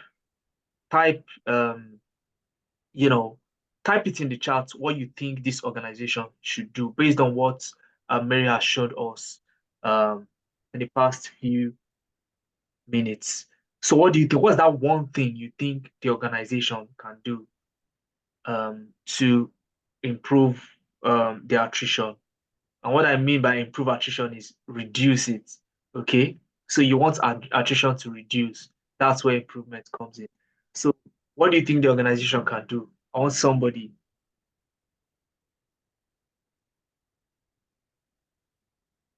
Yes, Effie, this is the list. So when you get into one of our programs, you are going to get to work on real life scenarios. All right. You would understand even more HR metrics. Attrition is just one, and I would get to talk more about this by the time I share my screen now. All right. So um increase worker salary. Fantastic. So that's like a lot of people think increasing worker salary solves all the problem. Okay. So it may not be only increasing salary, all right, but that can work as well. Now, when you are giving, let me give you one tip. Okay. So tell anybody, all right, that Mohammed told you that whenever you're giving recommendation, you need to back it up with data. All right. You need to back it up with data. For example, when you are presenting to your stakeholders, to the top management team, and you say, "Oh, I think increasing salaries would solve this problem." The question is how. You need to back that up. Oh, I noticed that most of the employees that are leaving the organization are your full-time staff. All right, are your full-time staff, and your full-time staff are the guys you're paying the most. Okay, these are the people you are paying the most. And when you look at it, you'd see that they are also the ones living the most, meaning that, oh, you need to increase the salaries to ensure that you retain these people. All right. So that's an example. That's just from the top of my head, an example of the way you need to structure a recommendation when you are giving when you're giving your presentation. So I can see people saying, okay, providing a decent remuneration, employment package, okay, they should look into inward organization value. I want you to buttress on that, Gideon. Providing staff person, okay, Isaac. They should work on staff relations, work ethics, make the job more flexible, do a survey on what the staff think about the job and what they think can make them work better. Absolutely fantastic. Absolutely fantastic. An example of what you're talking about, Michael, is exit interview. All right. And you, as a HR professional, also need to take the initiative of conducting stay interviews. All right. So you don't conduct exit interviews. So let me put it this way. Exit interviews happen when an employee has submitted their resignation. All right. So I table my resignation and then you call me for an interview. You, as a HR analyst, would need to develop these skills so that you can even identify staff that can possibly leave very, very soon and start to, you know, um, conduct interviews for them before they even go. And that will be stay interviews.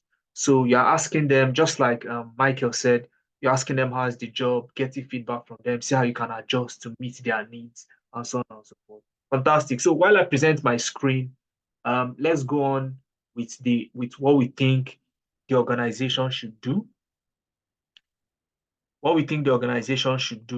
while I walk you through step by step on how you can become HR analyst yourself. So keep in mind that as a HR analyst, you are a data analyst, but you're more focused on the people aspect of things. All right. Now, when you look at an organization, an organization covers, is made up of three different areas. The people, number one, the technology, all right, the people, the technology, all right. Who can tell me the last one? Who can tell me the last one? An organization is made up of people, technology, and who can tell me the last one? Try. What do you think the third thing is makes up an organization is? What do you think it is? You have people, technology. People would use the technology available. Fantastic, Benjamin, and processes. There has to be a process, right? There has to be a process, okay? Based upon which the organization, functions. So now, as a HR analyst, you are going to be focused more on the people aspect of the organization. That's going to be your business. That's going to be your purview, right? So now, let me walk you through how can you be, you know, um, a HR analyst. So the question first that you need to answer is why? Why exactly? Why do you want to become a HR analyst? Why do you want to get into tech? Can you guys tell me why you specifically, okay, why do you want to get into tech? And possibly, why would you choose HR analytics as a career path? Type it in the chat. I'll tell you mine, okay? So it's not just you that'll tell me your reason. I'll tell you my own, right? So the reason I got into tech in the first place, guess what? Guess the reason. It's because there is money in tech. All right. So getting into the tech space opens you to a lot of opportunities. Higher pay, you get to work from home seamlessly. You have countless jobs that support remote working. Uh, you know, it's actually easy to get into the tech space, provided that you have the right mentorship, you have the right information. All right. So why do you want to get into tech? I'm not seeing any responses yet. Are we shy? Are we shy of saying the reason why we want to get into tech? For me, not the money, but security. Fantastic. Job security. Fantastic. For career. Fantastic. So are we saying I'm the only one on this call that likes money? Is that what we are saying? Fantastic, Abdurrahman. Fantastic. Money while providing solutions. Fantastic. So yes, it's not all about the money. All right. But your job, is to provide solutions. Okay. So, but there has to be that motivation. So money and flexibility for Jackpot, fantastic. Um, for the money and for financial security, absolutely fantastic. So these are some of the reasons why you want to get into the higher salary, for job security. Money will come when you are good in what you do. Absolutely, absolutely. So, but you need to know what you need to do to get into this particular career path. So I'll just go ahead and share my screen. I believe we can all see my screen. Can we all see my screen? Yes, we can see your screen. All right, fantastic. So keep the reasons coming in while I walk you through. Now, one of the key reasons, all right, you need to get into the tech space, generally, is that the demand is growing. A lot of organizations are seeking talents that have these specific skills. You saw what Mary did. Organizations are looking for people who can track some of these metrics for them. So it all boils down to, do you have the skills? Do you have the skills? And between now and 2030, there's still going to be a high demand. And I'll be telling you how, we came about, some of these figures. Now, when you look at the future of jobs reports done by the World Economic Forum, which is a community of billionaires, um, captains of industries, and politicians as well, powerful people across the globe. They sit down and these are the drivers of where the world goes into. All right, and they predict what are the jobs that are likely to thrive, and this is done year on year. And I've kept the link here. When you get the slides, you can look at the full reports. Okay, but let me give you insight into what I have on my screen. Now, if you look at my left hand side, okay, if you look at my left hand side, all right, these are the jobs that are likely to grow between 2023 and 2027. All right, and here you are looking at jobs that are likely to experience a decline, right? You can see jobs that are likely to experience a decline. And when I looked at them myself, some of them shocked me, like product manager. All right. Some of them shocked me, like product manager. So what you want to, do is you want to direct your gaze to some of these jobs that you have here. And on the get-go, what you get to see is that most of them are tech jobs. All right, from AI and machine learning to sustainability specialists, business intelligence analyst, information security analyst, fintech engineer, and guess what? You have the data analyst and scientist. Data analyst and scientist. Most of them are related to data. And when you look at the data analyst and scientists, this is where the HR analyst career path stems from. So the analyst is a derivative of the data analyst. So a HR analyst is actually a data analyst who is concerned with the people data in their organization. All right.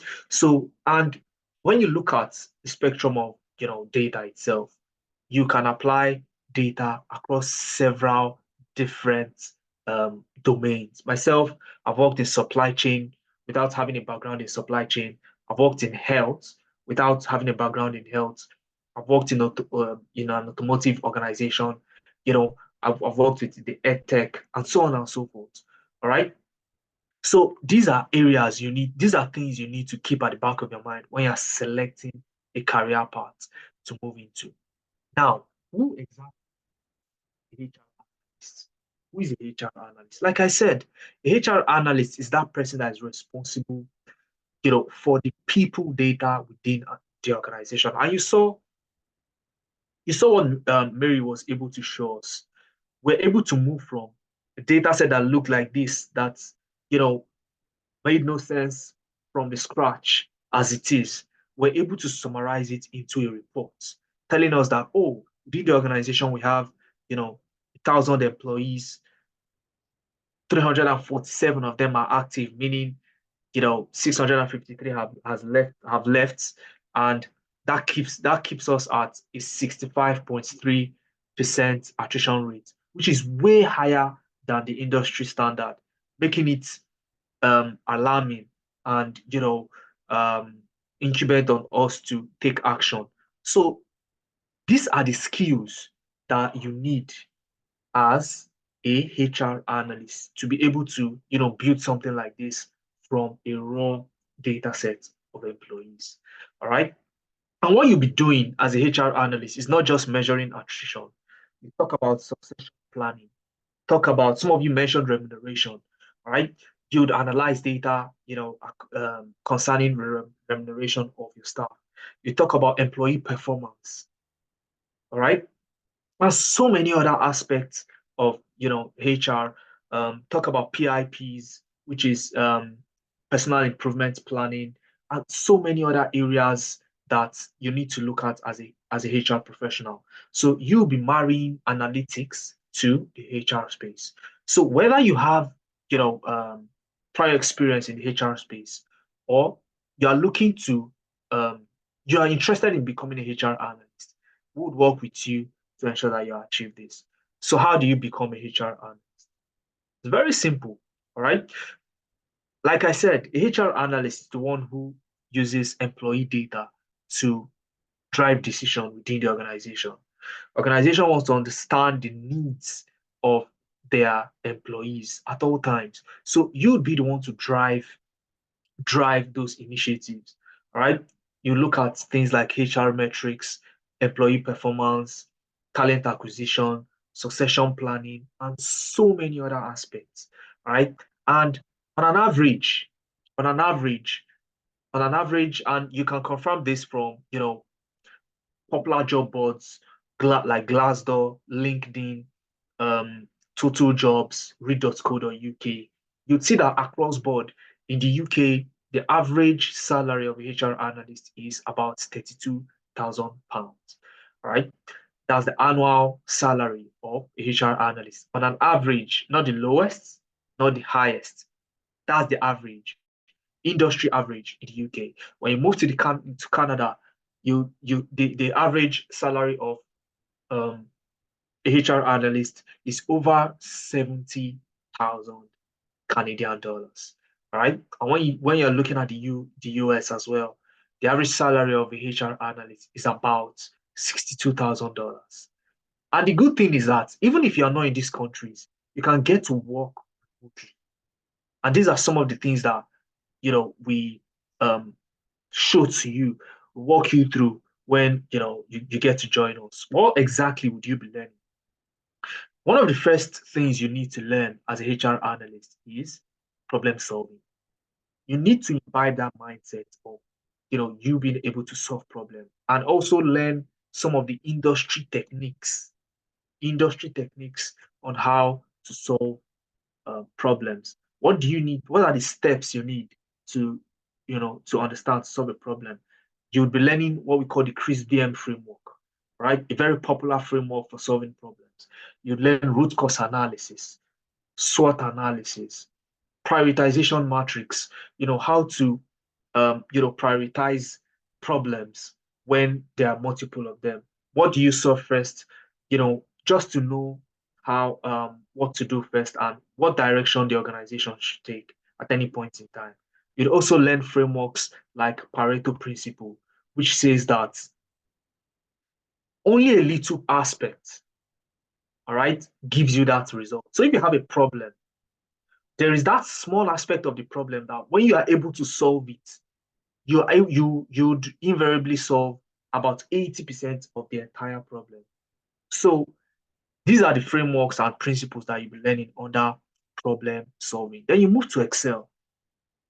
You move to Excel, all right? You learn Excel for analytics, and you'd apply it. You start to apply it in, the HR space as well. Then you move to Power BI, which was what Mary showed us today. So how do you use Power BI, to build solutions that address specific problems, in the HR space? And then you also get to learn SQL. SQL is a query language. And what it does for you is it allows you to interact with databases. What do I mean by databases? Databases are storage systems for your data, where data is kept within the organization. And sometimes this data exists on the cloud. So what is that language you need to learn to help you interact with the database so that you can extract information so that you then use it for your analysis. All right. And then you'd also learn how to connect Power BI to this database. You saw the way Mary connected, extracted, went shopping for the data. You can shop, your SQL database as well, for this data. Now you'd also get to learn some HR specific metrics. What is HR analytics itself? Just like I said, as a HR analyst, apart from attrition, you get to look at several other aspects of the HR space. Performance evaluation, all right? You look at some HR, metrics, succession planning, attrition and turnover. What are the similarities? What are the differences? Several other different aspects, which you'll be looking at, and you'd also learn how to, automate reports. So Power BI is that tool that helps you with this. And this is the business intelligence aspect of HR analytics, you automating your reports. All right. And then you'd also learn how to build a case and create an action. So there's an issue within the organization. How do you clearly define what the problem is and what are the actions you need to take to solve this problem? So these are the things you'll be learning. And one thing I love to always mention is that you get to learn ChatGPT for analytics. If you've heard of ChatGPT, just type a yes in the chat. ChatGPT is not a new thing, right? Even outside analytics, people use it. So, have you heard of ChatGPT? Type a yes in the chat. Fantastic, Michael, Lillian, Ife, Deborah. Only those 4 people. Fantastic.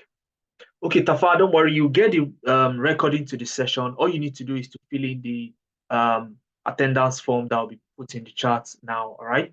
So you see a link to the form. So you make sure you fill that in. Now, you get to learn ChatGPT. A lot of us have heard of ChatGPT. Some of us have even started using it.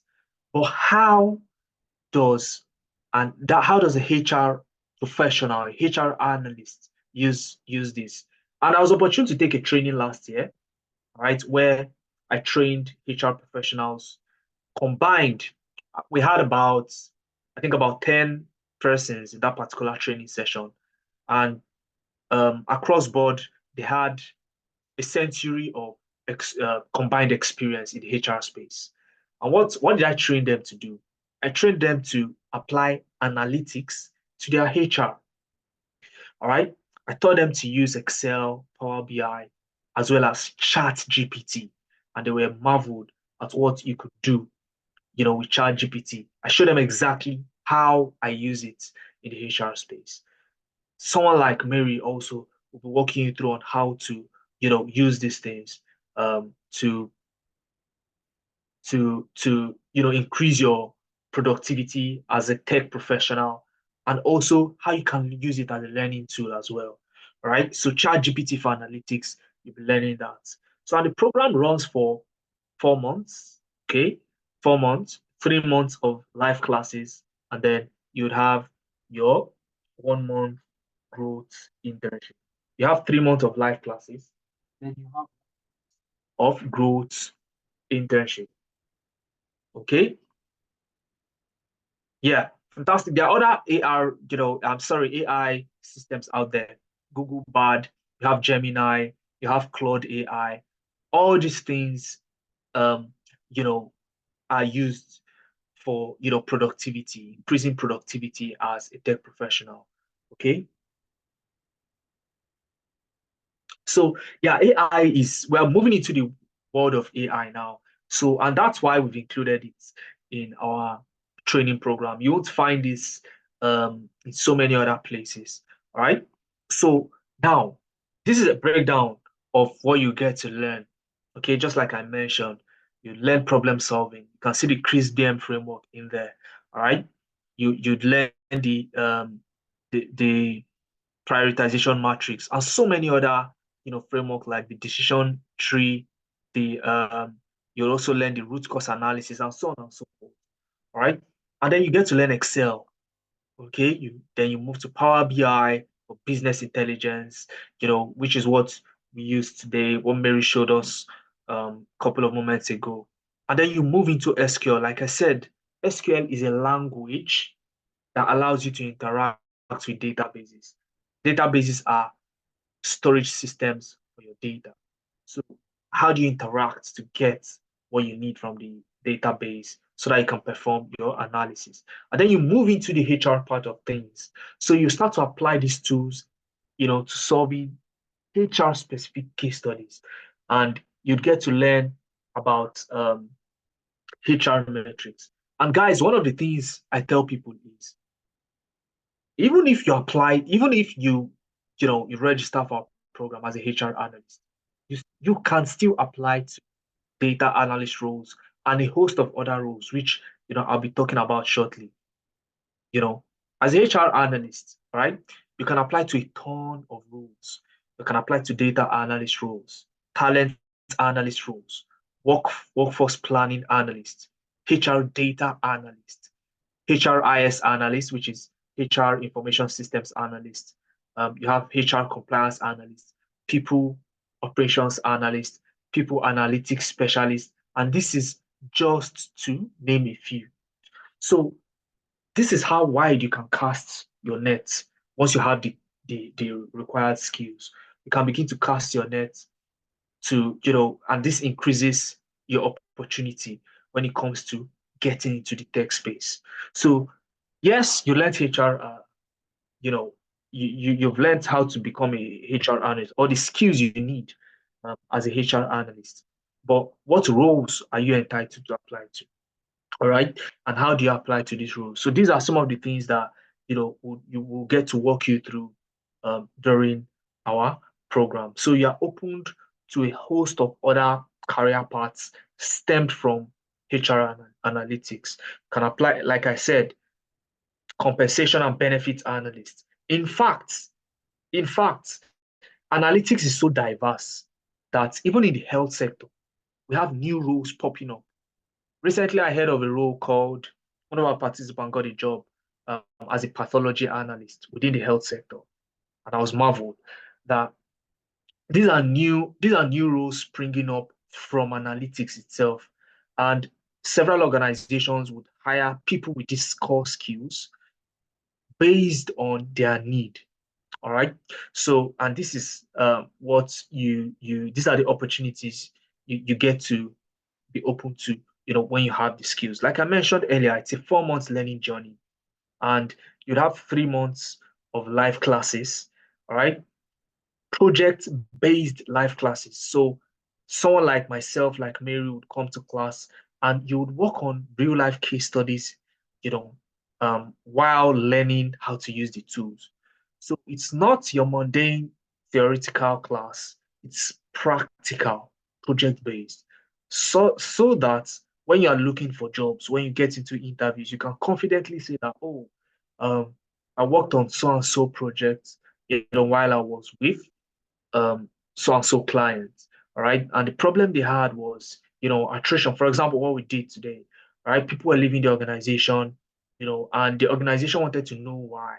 They also wanted to know where they, benchmark when it comes to the industry standard for attrition. Okay. Now,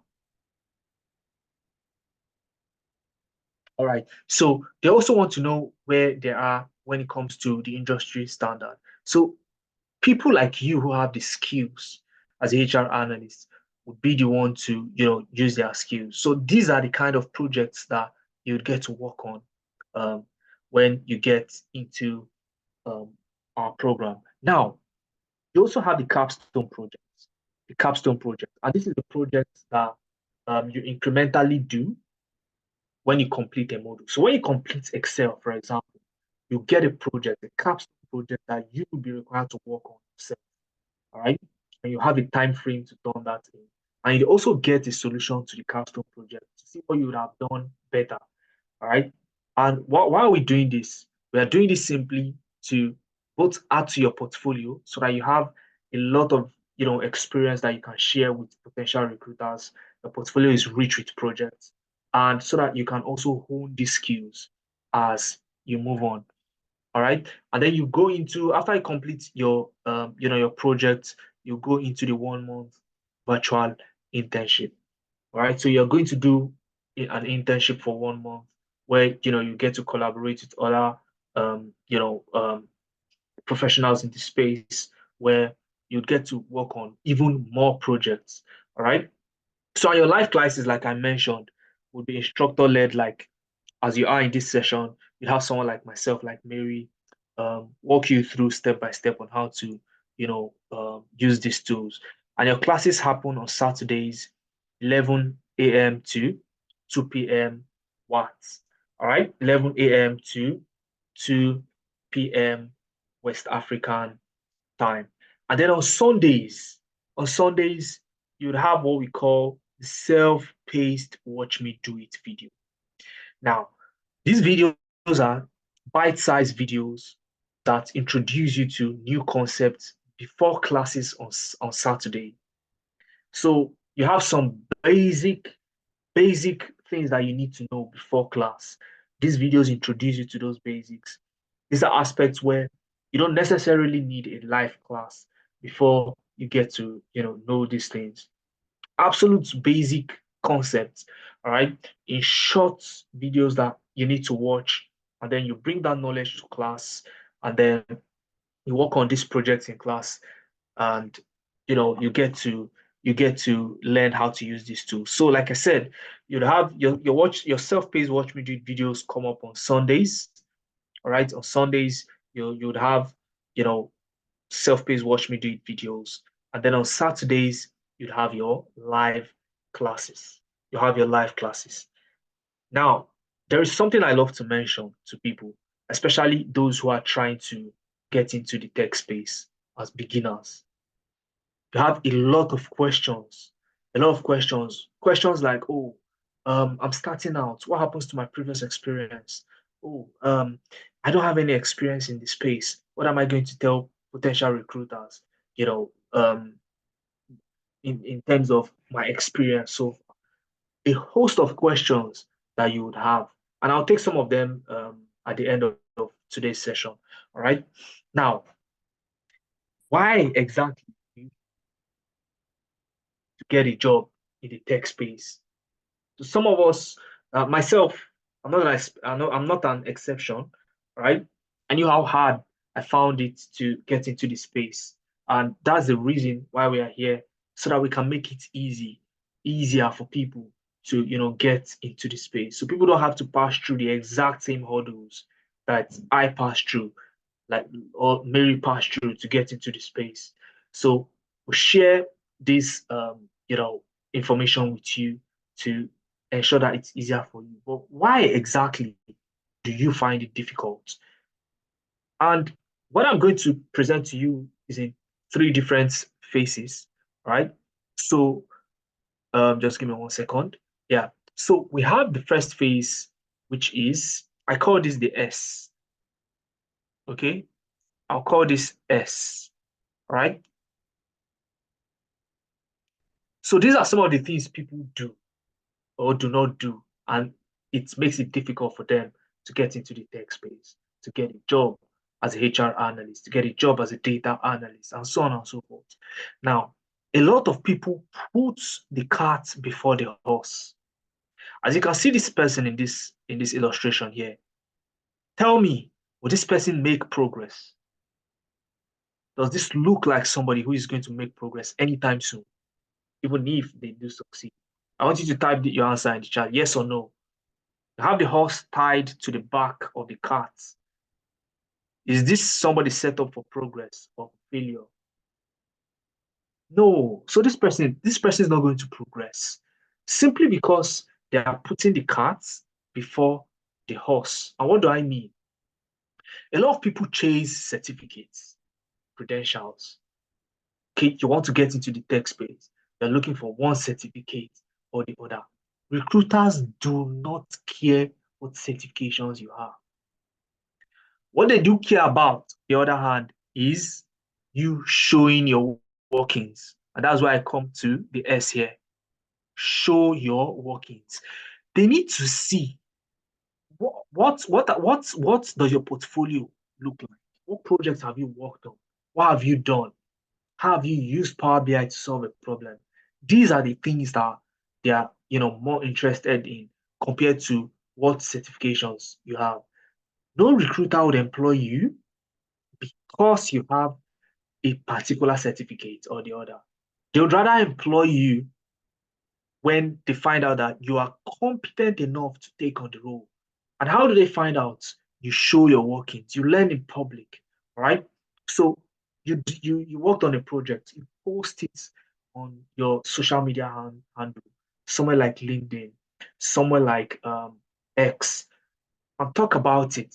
Okay, so that potential recruiters who are also on these platforms get to see what you're doing.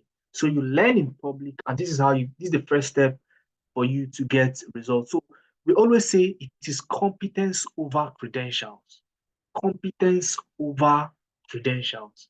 And that's how it operates in the tech world. All right. And then the second reason why you find it difficult to get into the tech space is what I call the A.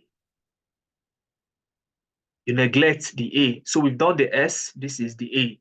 And what is the A all about? You don't take applying to jobs seriously.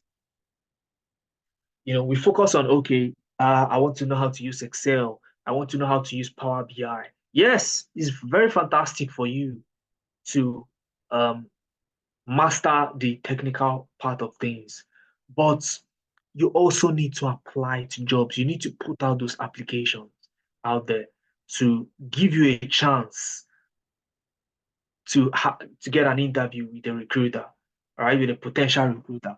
So these are some of the things that you do. And those some of the people who apply to these jobs focus more on the volume alone. Oh, I want to apply to 10 jobs today. I want to apply to 20 jobs. Fantastic. You should apply to 20 jobs. You should apply to 10 jobs. You need to be consistent about that. But you need quality volume. Quality volume, not just volume, quality volume. How do you tailor your CV? Are you using a single CV and applying to all these different job opportunities and you're expecting to get a result? That's what you're doing, then you're making a big mistake. You're never going to get an interview in the tech space if you're using just one CV to apply to jobs. So a particular job has its specific needs. You need to be able to shape shift your CV, which is tailor your CV to suit that job role. So we have what we call the ATS, application tracking system. All right. And this is the first thing your CV gets to pass through when you apply to jobs. It's like a computer that looks through your CV. And what does this computer do? It tries to job match your CV to the job description. Okay. And it attaches a score to how your CV matches the job you're applying to. And there is a threshold that you need to meet before you stand a chance to be called for an interview. How do you exceed this threshold? All right. It is by tailoring your CV. It is by doing the job matching yourself first before this ATS system does it for you, so that you stand a chance of getting an interview when you apply to these jobs. And you learn how to do that. All right. Now, another thing you also trivialize is, yes, you've done the interview, you've done your homework, you got into you've done your you've learned in public, you've posted your project online, you've applied to jobs, you've gotten the interview, but you do not know that interview is all about you selling yourself. In most cases, it's not the best in Excel that gets the job. It's not the best in Power BI that gets the job. It is the person who sells themselves the best that gets the job. So how do you position yourself when interacting with a potential recruiter so that you start to get results? Okay. So getting a job or acing an interview, all right? Acing an interview is all about you selling yourself, all right? It's about you selling yourself. So the one who sells themselves the best gets the job at the end of the day. And let me share with you some of our success stories in the past few months. So some of our participants who have joined our program and have gotten jobs, I'll share some of them with you. So if you look here, you see Victor, and Victor is a fantastic guy. All right, and let me share with you how Victor got to land his first tech job. So during the pandemic, 2020, um, Victor was laid off. So he was working in the HR, right? Somewhere in Lagos, and he got laid off during the pandemic. All right. And he got to meet with one of our founders and, exchanged contacts and reached out. Oh, I'd love to, learn how to use analytics. And he got into our program. And after learning Excel alone, Victor landed his first job as a people operations analyst, right? With Hugo, a company based in the US. and he worked for this organization remotely from Nigeria. All right. So, and these are the opportunities you stand. So we tell our participant that look, you don't need to end your entire program. You don't need to end your program before you start to apply to jobs. Start applying to jobs once you've completed the first module, which is Excel. Once you complete Excel, start to apply. So we urged people to apply. Victor was one of those um, participants who, started applying very early during the training program and started to get interviews. I was able to ace the interview, got his first role. And he recently has also gotten, you know, moved to a new role, works with Tangerine in Africa, Tangerine Africa as a senior HR business partner. All right, as a senior HR business partner. So these are the opportunities you get to um, you get to be exposed to when you join us here. And you look here, you see Sonia. All right, Sonia also got her first role as a HR analyst after joining one of our programs, our HR analytics program. Here with us. Okay, so what's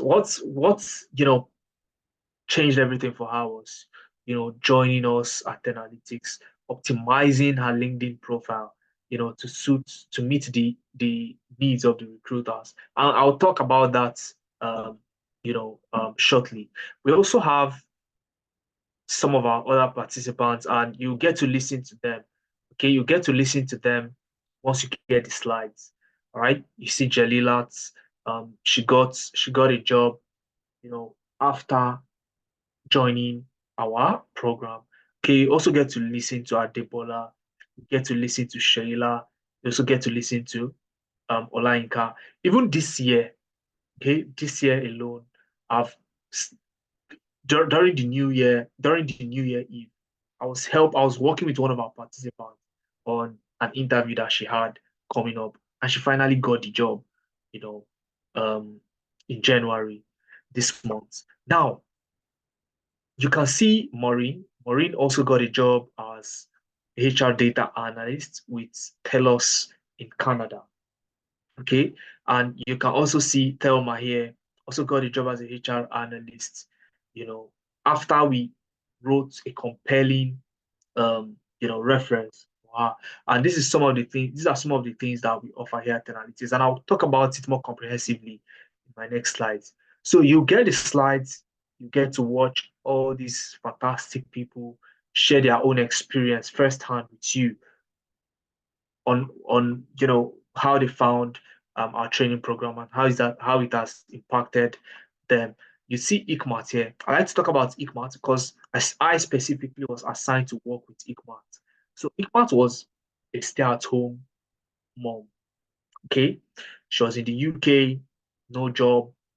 She's not worked in the past 4 years, and she was looking to break back into the space, into the workspace to start with.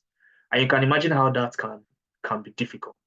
So she joined our program, our analytics program, and then she got an interview. She reached out, and I was assigned to her to help her.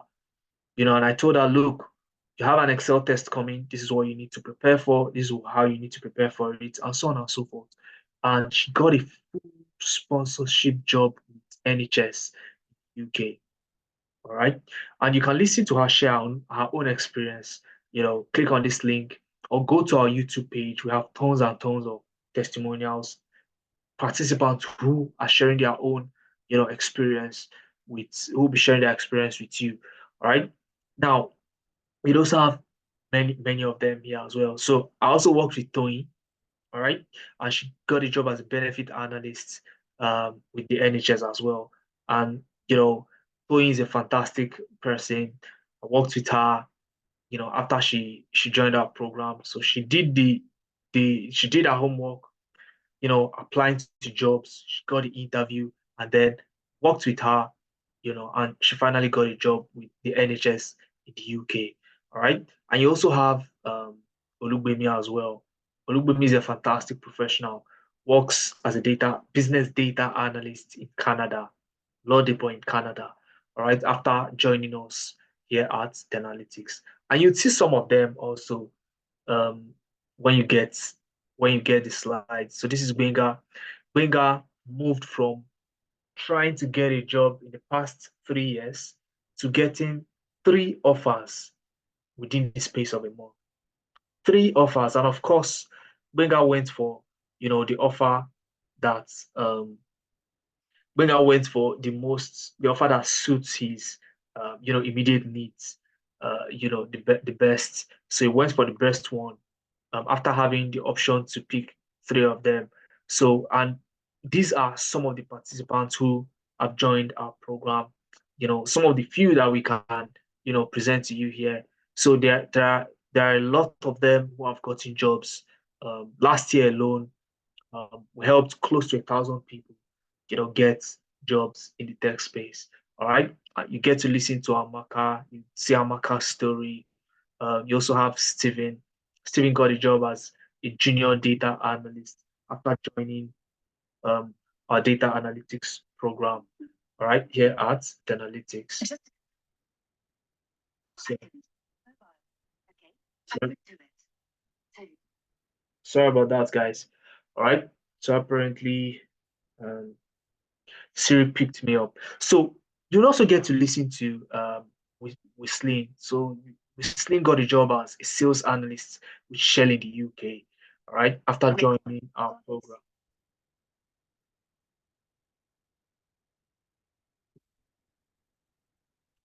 Right, sorry about that, guys. So moving ahead, again, Olugbemi, I showed you Olugbemi earlier. You get to also witness Olugbemi's, you know, journey, how he got to get a job as a data analyst somewhere in Canada. All right. So, and the good thing is, he would come back. He'll be coming back to give back to us. Walk you through on how he got to, land this role, and you would be learning from his own experience as well. And you'll be showing you the ropes so that you don't get to make some mistakes. You don't need to repeat other people's mistakes. You can learn from their own experience. This is Uthman, a very young man, right? Got a job with the NHS as well in the UK as a BI officer, business intelligence officer, all right, after joining our program. So how then do you get to join us? Um, February 3rd, right? Come February 3rd, our new cohort starts. You're looking to join our program. How exactly do you join us? Now, first of all, the reason why you should train with us here at Tenalytics is because last year alone, one of the reasons is because last year alone, like I mentioned, we helped close to 1,000 people transition right from the classroom to getting their first job. So imagine someone who has never done tech before, or someone who has been trying to break into tech for the past couple of years. They join our program with little to no knowledge of tech in and of itself. And then they move from that point to getting a job in tech. All right. So we helped close to 1,000 of such people last year alone. And this year, the numbers are already counting. So the reason why you should join Tenalytics is that what we do is we have up-to-date curriculum.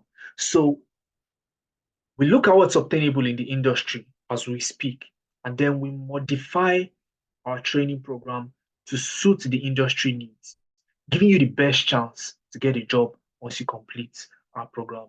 So, and then you get to work, like I mentioned during the introduction of today's session. If you came early, I mentioned that you'd work with industry professionals like myself, who has worked with Alfa Romeo, like Mary, who has also worked with tons and tons of organizations in different sectors. You get to work with us and we'll show you the ropes, right? How do we use these tools in our day to day so that when you get a job, you can hit the ground running. Our training um, is also blended to suit your pace. All right. And that's why it's a combination of both live classes and self-paced watch me do it videos that run through 3 months. So you'd have such um, classes for 3 months. And then we also have a multi-layer support system that helps you when you get stuck. All right. So when you get stuck somewhere, you can easily reach your facilitator, reach your class coordinator, ask for help, and then you're up to speed. These were things that we didn't get that made it very frustrating and difficult to get into the tech space, right?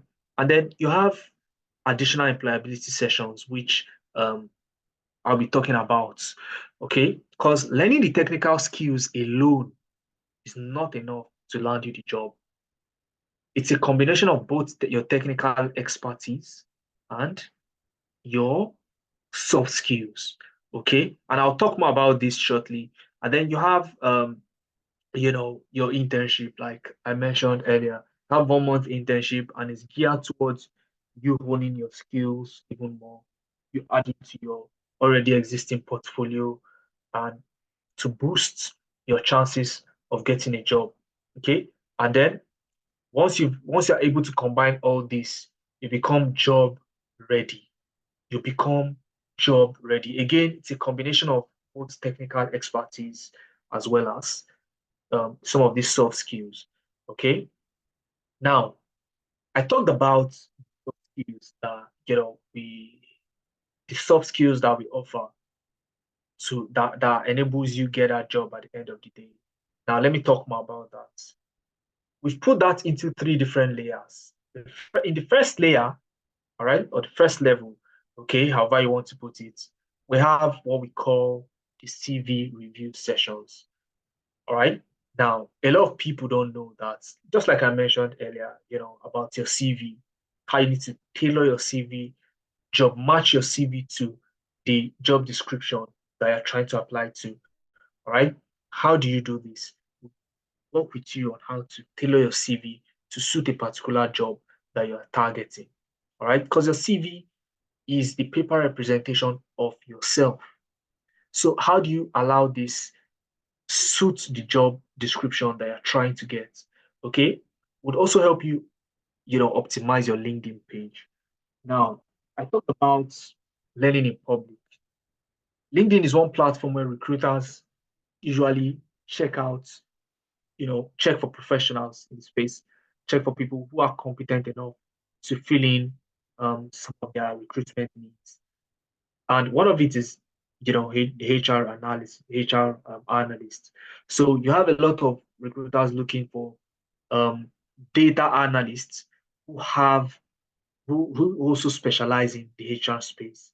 So, and once you join this program, we'll work with you on how to optimize your LinkedIn page so that when recruiters go online on LinkedIn and they search for HR analyst, profile pops up as one of the suggestions, and you get to you get the chance to be reached out to for a particular job opportunity. So these things don't follow in your laps, all right? There is there is a specific way you need to tailor your and optimize your LinkedIn to achieve this. And these are some of the things we'll get to walk you through during the program.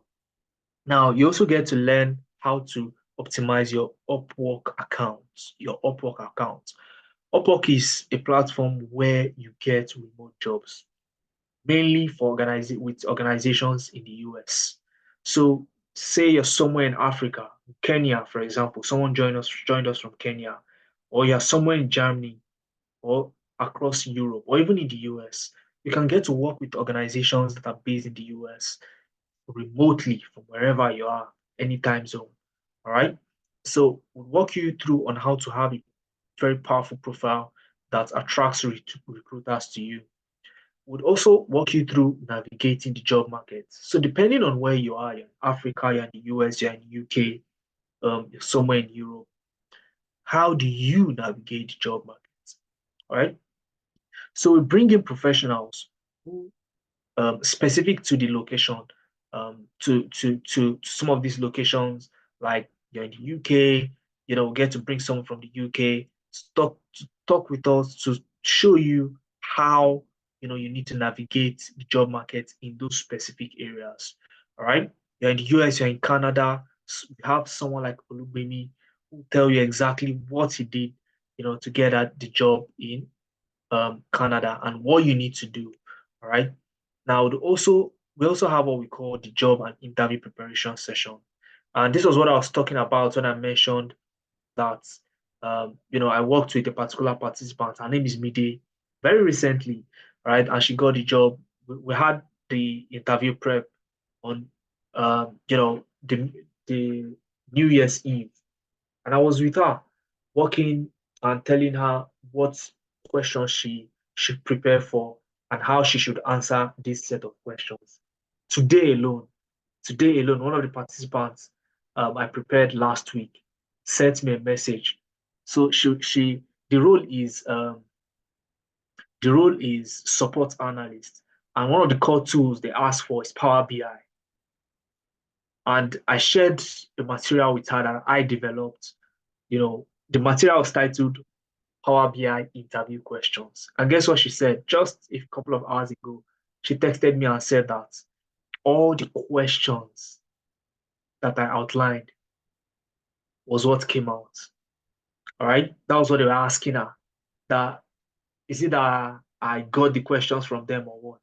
And this is solely because we've been there, right? We're highly experienced when it comes to these industry trends, potential questions, because we've attended a lot of interviews ourselves. And we know some of these questions that are likely going to be asked, popular questions, that you need to tick in terms of, answering, in terms of interviewing, all right? We'll also get to work with you when it comes to recommendation letters. And as we speak, we have tons and tons of participants who we are currently writing recommendation letters for and have written recommendation letters for, and this has formed a pivotal part in them landing the job and securing the offer in the end. So when you apply to jobs, you get called for interviews. We prepare you for the interviews. Then you get called that, oh, we're offering you so and so, and you want to accept the offer. To tell you, we need somebody to write a recommendation letter for you. We also stand as that referee for you, and we give you compelling um, recommendation letters that gives your potential recruiter the confidence to seal the deal with you. All right, and this is just level one. That is just level one. So let's go to level two. Now, every week you have what we call your weekly mentorship session, your weekly mentorship sessions. And this happens on a weekly basis. All right. It happens on a weekly basis. Sorry. It happens on a weekly basis. Okay. And it is tailored towards, checking on you, also bringing, past participants who have gotten jobs to so that you can interact with them firsthand and get all those burning questions answered to ensure that you get the best chance at getting a tech job, within the shortest time possible. Okay, and this happened on a weekly basis. You'd also get what we call job support on the job support. So for 1 month after getting a job, we'll be with you. So we've had situations whereby um, and it's very common. Okay, so situations whereby a participant gets a job and the organization is going to embark on something like a data migration project, and you're clueless on what you need to do first. Maybe you know what to do, but what to do first you don't know. Okay, or you don't even have any idea of what you need to do. Would work with you, show you the ropes, tell you what you need to do, um, to ensure that you settle into that role. 1 month, you have access to us after getting a job. All right. So you would have access to us, would work with you um, on the job to ensure that you settle in and it helps to secure that role. Now, level three is something we didn't do last year and we are bringing in this year. All right. We are guaranteeing you a job interview 1 month after you complete our training program with us. All right. And this is not just bluffing. Okay. We've put in several things in place to ensure that this happens. All right. How are we going to achieve this? Okay, let me talk a bit about that. How are we going to achieve it? Now, before I go back to the internship, okay, we're achieving that by we've partnered with okay, yeah, if you're saying you guys are evolving, absolutely. So year in, year out, we bring on new things to ensure that we bring these jobs closer to you. All right. So, in as much as we tell you to apply, we are also working towards bringing these jobs closer to you to ensure that they're able to get into the space much easier. Okay. So, all those participants you saw, they didn't get access to what I'm about to talk about now. So imagine you register with us now, and you now get access to this. And some of these participants have gotten jobs like you saw. So now, what we are going to one of the things we are going to be doing this year is we'll bring in body mentorship. So you saw someone like Olugbemi, someone like Ikmat. We are calling them back so that they get to speak with you and you get to ask them burning questions. Oh, exactly did you tailor your CV? What questions were you asked during the interview? How many times did you have to attend an interview before you got a job? All those questions you get to ask them. They share their own experience with you. You get to hear from them live and direct, and you would also be able to arm yourself with of the information they'll be sharing with you, and that would make it more easier for you, much more easier for you to get a job in the tech space. They will also enhance our internship experience. All right. So it's more comprehensive, it's more collaborative. You get to work on for people in the data engineering and business analysis program. Um, we extended their internship by a month, so it's now 2 months.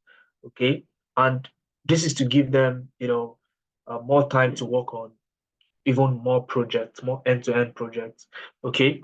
And for those of you who are going to be registering for our HR analytics program as well, like I mentioned earlier, you're having 1 month of growth internship in addition to all the projects you would have done during your life classes.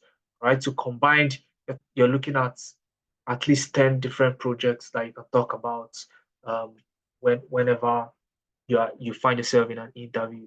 We are also partnering with, I mentioned about, you having, we guaranteeing you an interview. So it's not by us sitting down and telling you that we are just guaranteeing you an interview. Made the move, taking the initiative to partner with several recruitment agencies across the UK, across the US, Canada, and even other countries like Michael Page, Harvey Nash, Manpower, and so on and so forth. And why have we done this? We're doing this so that when some of these recruiters are looking to fill roles like HR analyst roles, people analyst roles, data analyst roles, and so on and so forth, they come to our pool of participants, and you get to be the first point of call when these opportunities come to play. All right. So, and these are some of the things that you get to you get to you get to gain access to when you join our program. Okay, and I made mention of the internship program. So we revamped our growth internship program. So for example, those of you who would be um, registering for our HR analytics program, for 1 month you get to work on internship. You know, you get to work with professionals during your internship on real life case studies. All right, additional real life case studies that sharpens your skill, and you get feedback from industry professionals, all right, on a regular basis. Okay. And you'll be honing your skills, both your technical and presentation skills. Because being a HR analyst, being a data analyst, being a tech professional also comes with that non-technical side of you. How do you present insights? What are the things how do you master the skill of presentation, and so on and so forth. How do you work in groups? How do you work alone? Okay, so these are some of the things that you get to um, gain access to when you join us here at Analytics. All right, now somebody's asking, and you asked at the right time, what's the cost for the program? Fantastic question, right? So first thing you need to take into consideration is that we are offering a discount for the first 20 people to register. All right, so the first 20 people to register for the program, we are offering them a discount, all right, running. Now, look at all the value propositions, what you stand to gain. Now, to get into our HR analytics program, all right, if you're paying in dollars, okay, rather than paying $750, you get to pay $600. And you can do that in 2 installments, all right? First payment for you to secure your spot, right, and secure the discounts. And then you get to pay the second payment to balance up 1 month after the program commences. All right. Now, if you're paying in pounds, you get to pay £500 instead of 625. And again, you can do that in 2 installments. Pay £375 to get registered, to secure your spot, to secure the discount, and then you pay £125 1 month after the training program starts. If you're paying in Naira, rather than paying 720,000 Naira, you get to pay, rather than paying 900,000 Naira, you get to pay 720,000 Naira. And you can do that in 2 installments as well, as you can see on my screen. And my colleagues are already posting the details and the links for you to do that should you want to secure your spot right now as we speak. And I'll be showing you how the link works, okay? When you click on the link, you get access to all our brochures. So you get to see the HR Analytics brochure. If there's any other program you think you might be interested in that I mentioned earlier, you get to see the brochures there and you can go through them, to see what area of interest you may like. All right. So again, the discount runs for only the first 20 persons to register. All right. And let me show you. Let me show you what one of our classes look like. Okay. I'll show you very quickly what one of our classes look like, so that you get to see what I'm talking about. Okay. So when you register for our program, we'll onboard you on a platform like this, and this is the Google Classroom. So this forms your repository of all the materials you need across your program. So of course, you can see several different classes, and that's because I'm a facilitator. So you'd have one class. If you're using Google Classroom for the first time, you'd see your class. So this is the data analytics cohort, the January cohorts. So you can see the HR analytics. So I'll just pick one at random. So let me show you the November cohort, because they've gone much further in their in their program. So you saw me talk about the body mentorship. So where we bring someone like Ikmat, someone like Olubemi, who had gotten a job. So you can see this is a session currently holding. So this is happening as we speak. As we speak, this is happening. All right. So this is the login details to join. So if I want to join that session now, I get the opportunity to join by clicking here. So this is happening now as we speak. All right. So let me show you the beginning of their program. So when you start, you get your onboarding materials, all the hows, all the videos to the answers, all the how question. Oh, how do I save my video? Oh, how do I download this? Oh, what do I need to download? And you get a live session as well, right? Which is your onboarding session, okay, where we get to tell you what you need to get prepared before classes start. And the very first class would be your problem solving. Like I said, you get to do problem solving you can see the material we used. I'll just show you that. So your problem solving class, you get to, this is Nene, fantastic professional in-house. What is data? Types of data, data analytics, and so on and so forth. All right. So you get access to all these materials. So this will be your first class. And you also have access to your class recording at no extra cost. At no extra cost. Now, mind you, all these materials you find here, you have a lifetime access to them. All right. You have a lifetime access to them. So even after the program has ended, you can still come back here to, you know, go over what you must have done some months back. All right, you can see before your first Excel class, you have the Watch Me Do It videos, like I mentioned.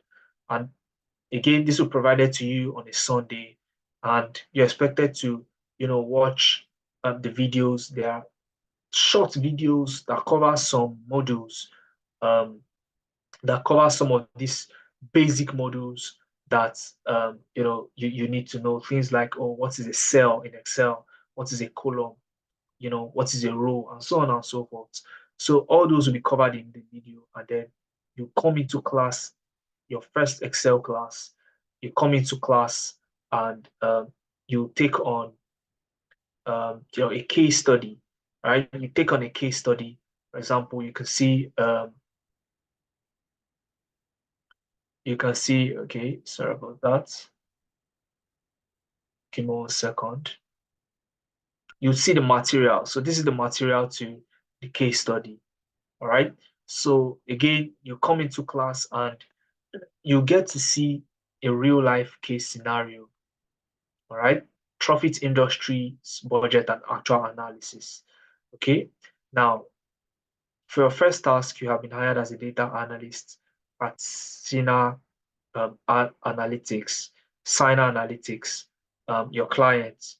Your clients, Truefitt Industries, a well-established manufacturing company, needs help in understanding their monthly budget and actual expenditures.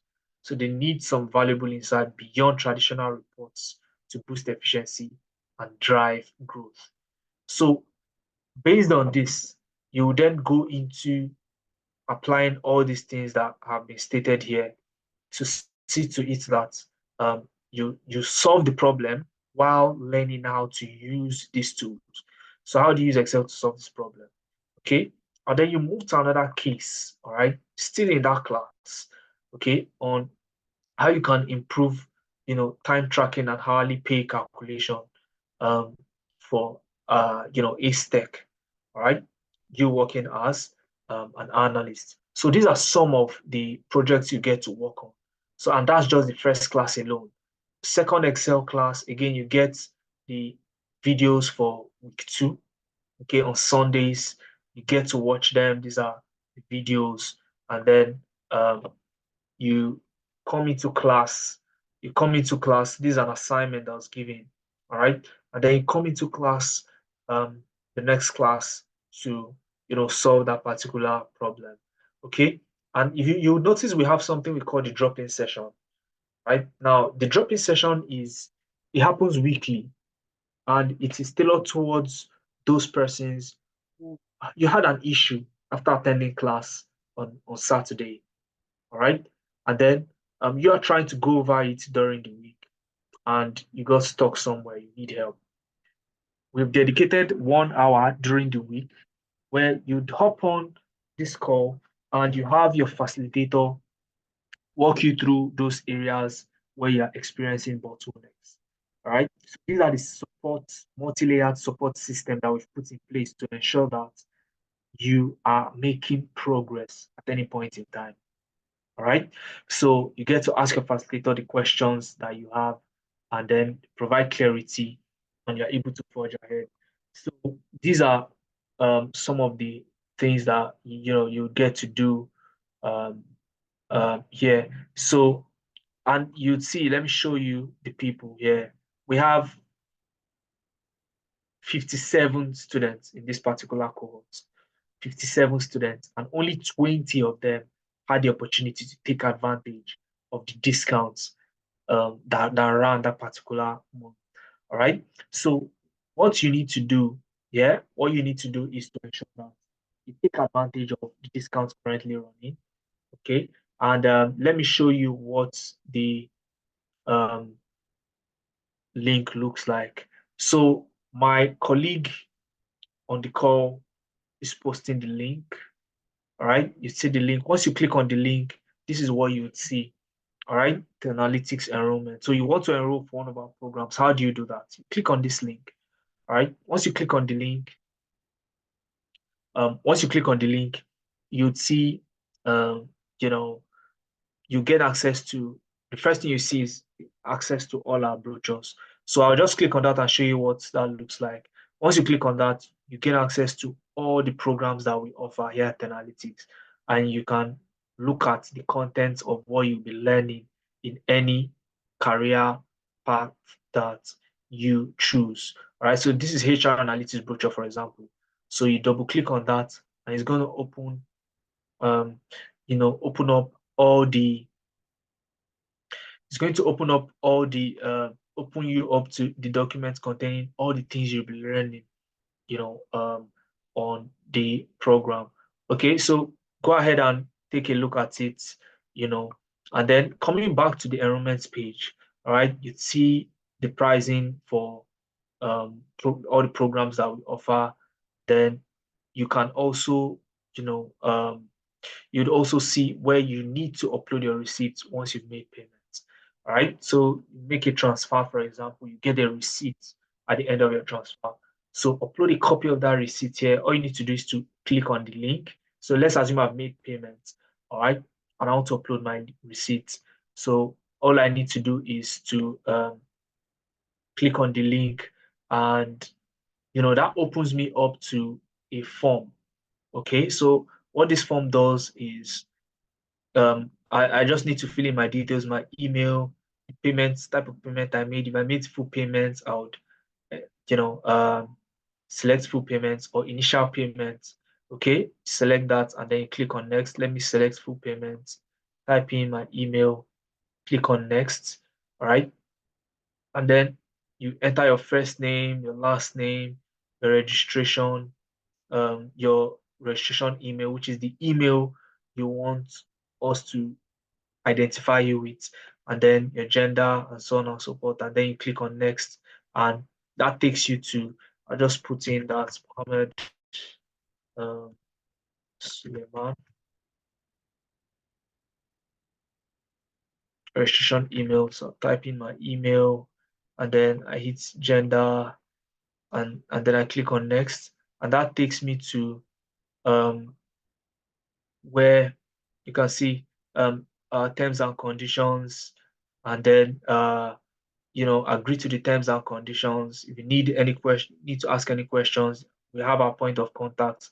And when you click on next, that takes you to where, you know, that takes you to where you need to upload your form. So when did you make payments? You state that there, and then you attach the file. You attach the receipts. So, all right, mode of payments. How did you pay? Did you pay using Maystack, using Naira, using Great Britain pounds? All right. So that's how to upload your receipts. You can make transfer. Okay. Payments options are you can make transfer to our Great Britain accounts. Why Wise, you can if you're paying with a non-Naira card, you can use this link here. You see full payments, or you want to make the initial payments, you have that there. This is for the HR analytics, data analytics, business analytics analysis program. You want to pay using Maystack, um, using US dollars. You come here, you click on the full payment or the part payment. So I'll just click on one. Let's say I want to pay the part payment for the HR analytics program. So you click on this link, and that takes you to this page where you you get to make payments for the program. Okay, so this is just me showing you um, how it works. All right. So you can see you have data analytics, HR analytics. So I'll click on HR analytics. Okay. So this is the HR analytics program. Okay. And now let's say, for example, you want to start you want to start the program, by February. So all you need to do is to enter the amount you want to pay here. Again, you can see the amount cannot be less than so and so. So you get to make the first payment, and then you click on proceed to pay.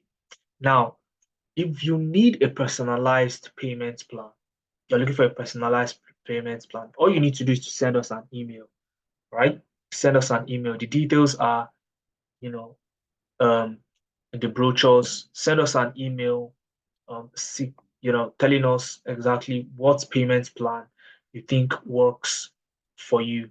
Okay, and then see how we can work with you to see to it that you are also a part of our program. All right. So I'll pause here for now and take a little bit of questions. I'll take about 2 to 3 questions before we start to call it a day. So if you have questions, just use the raise hand icon. I'll ask you to unmute, and then let's take your questions.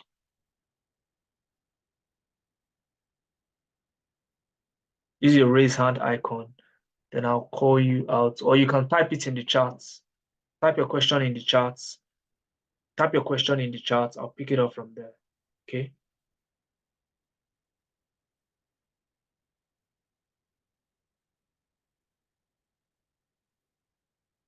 I have Adini, Augustina, Chidima, Efe, Kolawole, Lillian. Do you have any questions? Okay, Oluwafemi, your hand is up. I would ask you to unmute. So I've asked you to unmute. Go ahead and speak. Hello? Yeah, go Can you ahead. hear me? Yes. Yes. I want to know the difference between this human HM analytics and business data analytics. The difference. All right. So you want to know the difference between HR analytics, business analysis, and data analysis, right? Yes. Yes, sir. All right. Fantastic question. Okay. Okay. Just before I take your question, yes, Ife. So we'll show you how to download all these, apps before your classes start. All right. Sorry about that, Oluwafemi. I just, thought to answer that question. Now, the HR analyst is very similar to who a data analyst is. In fact, I tell people a HR analyst is a data analyst. Here is why. I'm a data analyst, and I've gotten to work on people-related data, solve people-related problems within organizations. That's what the job of a HR analyst is. So when you look at the HR analyst and the data analyst, they're practically the same set of professionals. And I also tell participants that when you get to register for our HR analyst program, you'd also have the opportunity to apply to jobs as data analysts. All right. Because the skill set is very similar across board. So as a HR analyst, get the opportunity to apply to HR specific roles like people operations analyst, succession planning analyst, employee performance analyst, and so on and so forth. And then you also get the opportunity to apply to data analyst roles, right? So again, your job as a HR analyst or a data analyst is to solve problems using data. All right, you have to solve problems using data. Okay, now when you look at the business analysts, on the other hand, the business analyst is someone who goes into organization and what they're seeking to do is to provide solutions to some process-related problems. Can you remember in the session, Oluwafemi, I mentioned that an organization is made up of 3 different things. Do you remember? Yes. I said people, processes, and knowledge. Technology. Fantastic. Now, the HR analyst focuses on, the people part of things, right? Trying to see how they can use the people data to make sense and drive decision in the organization. The business analyst, on the other hand, focuses on the processes, right? So you Yes. see organizations like, take for example, Jumia. Jumia runs an e-commerce platform where customers can, make purchases online, right? And then take for example, customers have began to complain that, look, we are finding it very difficult to check out after um, after making our selections on the platform. So they've picked what they want to buy, but they are finding it difficult to pay. I've had that problem before, although not on Jumia, all right, but on an e-commerce platform. I'd already picked the product I wanted. I didn't see a button to pay. A button that tells me pay. I didn't see that. I clicked here and there, and I was just clicking here and there, and I didn't get to make that purchase. So that is a loss to that particular organization, for example. Organizations want to limit or prevent or eliminate this kind of occurrence. That's where you, as a business analyst, come in. Now you come in and you map out the journey of a potential customer. How does a customer get into the platform? How do they check out? And then why you are doing that is so that you can spot where the loophole is. And then you, as a business analyst, would lead a technical team to build a solution that solves that specific problem. It could be either you coming up with a totally new platform or revamping the existing one. As the business analyst, you'll be the middleman between this technical team that you are leading and the stakeholders within the organization. So you are a middleman, ensuring that there is smooth communication between these two teams. And you're also sort of like a project manager, managing these technical guys on how to see to it that the project is successfully completed. Right? And you get to learn tools like Trello, Jira, and so on and so forth. And what we've done also with our business analysis program here at Analytics is we've added a bit of analytics to it because we noticed that in the industry now, recruiters are asking for business analysts with a touch, with a tiny pinch of analytics. So we've added that to the program as well. And that's when we say that, we revamp and reshape and shape shift our programs to suit what the industry is asking for. That's an example. So that's the core difference between a data or HR analyst and a business analyst. So is that clear now to you? Yes, it's clear. Right, fantastic. So which particular one are you seeking to go into? I will prefer data analytics first as a beginner. Fantastic. Yes. So it's a fantastic career path. All right. But will you like to be joining us February 3rd? No, it's March. I've already indicated my interest against March. Fantastic. Yes, sir. Oh, you've made payments and indicated that you've started it. No. The money I'm expecting, it hasn't come, so that's why I projected towards March. Okay, fantastic. One thing you can also do, and just for the benefit of yourself and any other person who on the call that is looking to make payments, even if you want to start in March, you can secure the discount running currently and Okay. indicate you'd see a place where, when do you want to start? When are you looking to start? And then you indicate March. All right. Okay. Yeah, come March, all the Okay. extra costs would not apply to you because you would have secured the discounts that is currently okay. Wow. So it's something you can also do. So if it's Oh, possible for you to lay your hands on, some funds early yes. enough, you can take Yes. advantage of the discounts currently running, Okay. right? Yes, I have one more question, please. Yes. I want your professional advice between that data analytics, Yeah, business analytics, and this HR analytics. yeah. Which one is foundational that can make me to flow within the three? Okay. Fantastic question. Now you would notice in my slides when I mentioned that the Yes, reasons, sir. the reasons why we even picked these programs, right? Mm. So even if they were not in my slides, I know I mentioned some of the reasons why we pick these programs is because they have fantastic salaries, they are easy to learn, and then the demand for these roles are out there. Now, Okay. we've also tailored our training program to suit beginners. So let's say, for example, you want to become a HR analyst and you don't have any background in HR. You're just interested, you just like to deal with people. You want to Okay. be a HR analyst. Fantastic. Work with you. You start from the very basics. Excel, what is a column? What is a row? You start with those Okay. basics and we'll work with you on all those areas, all those tools you need to know.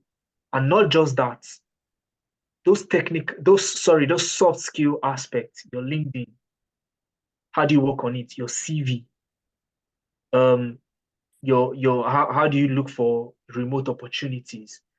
Um, and so on and so forth. So it's a combination of these two aspects merged together. And then that's the formula we use to, get people into the space, even if they had no prior experience, whether in HR or in data analytics or in tech in general. So if you're looking to go for the data analytics program, that's fantastically perfect. And if you're also looking to go for the HR analytics program, it's okay as well. What you will As get well. with the HR analytics program is that you will be learning some core HR metrics, so you'll be able to speak the people language, attrition, succession planning, um, HR metrics like turnover rates, um, remuneration, all those Okay. aspects you get to know about it more. It's like, specializing in data analytics in an aspect. Analytics. Okay. Exactly. So it's a Okay. specialization under data analytics. That's why I said a HR analyst is practically a data analyst, but a data analyst that is focused more on the people aspect of the organization. Okay. So what you are saying is that data analytics is more broader than HR analytics. I mean. All right. It's an umbrella. It's like a general, it's like you learning how to use that's data analytics, yeah. You get to learn Excel also, Power BI and all that, right? But you will not be specializing in people related data. Okay. You get to Okay. work on several other different domains, supply chain, e-commerce, sales, and maybe even a bit of HR. But for the HR program, you will be working mainly on, especially when you get into um, the third part of your program, where you now start to apply these tools that you've learned on some of these specific HR metrics. So you get to learn core HR metrics. So once you are done with the HR analytics program, you'd start to sound like somebody that has experience in the HR space. Does that make sense now? Yes, it makes sense to me. So you advise me to do HR, right? It's if HR is your own interest, you like to become a HR analyst, then I'll support you Okay. 100%. Okay. Right? Okay. 100%. If that's what you want to do, 100% I'll support you. Right? Okay. Okay. It's okay by me, sir. All right. Thank you. Fantastic. Yeah, so we'd love to see you by March. All right. And Okay. we also love that you secure your spots early enough so that Yes. you don't miss out on the Yes, ongoing. I will want the support. Yes, I will. Yes. Thank you. Yes. All right, fantastic. So let's take more questions. Let me see the charts. Okay, I think my colleagues. Okay, what about the link to tonight's video? Yes, all you need to do is to fill in the attendance form, and you get access to all that at the end of the program. Can you communicate with any of the hosts outside this session for guidance? Absolutely. And just so you know, also, we also hold a clarity session every Tuesdays. So maybe you've made payments, or you've not still decided yet what program you want to go. That's the session, where we clarify those aspects. Or you're looking to clarify some questions before you even make payments. Fantastic. All you need to do is um, indicates that you want to have a conversation with when you're registering, indicates that you want to have a conversation with the professional, and you'll be sent the invite link on Tuesday to join the session, and then yeah, you can have a conversation with us. And if you're in any of our WhatsApp groups, our any of our WhatsApp groups where you got the link to join the session, all you need to do is send a message to any of the admin on that group and you get a response. Also, you go on our website, you can see our contacts, our point of contact, send us an email. We'll be happy to take your question. All right. So, yeah, I hope that answers your question. I think that was Abdurrahman. All right, fantastic. So, do we have any other questions? Do we have any other questions? Happy to take your questions.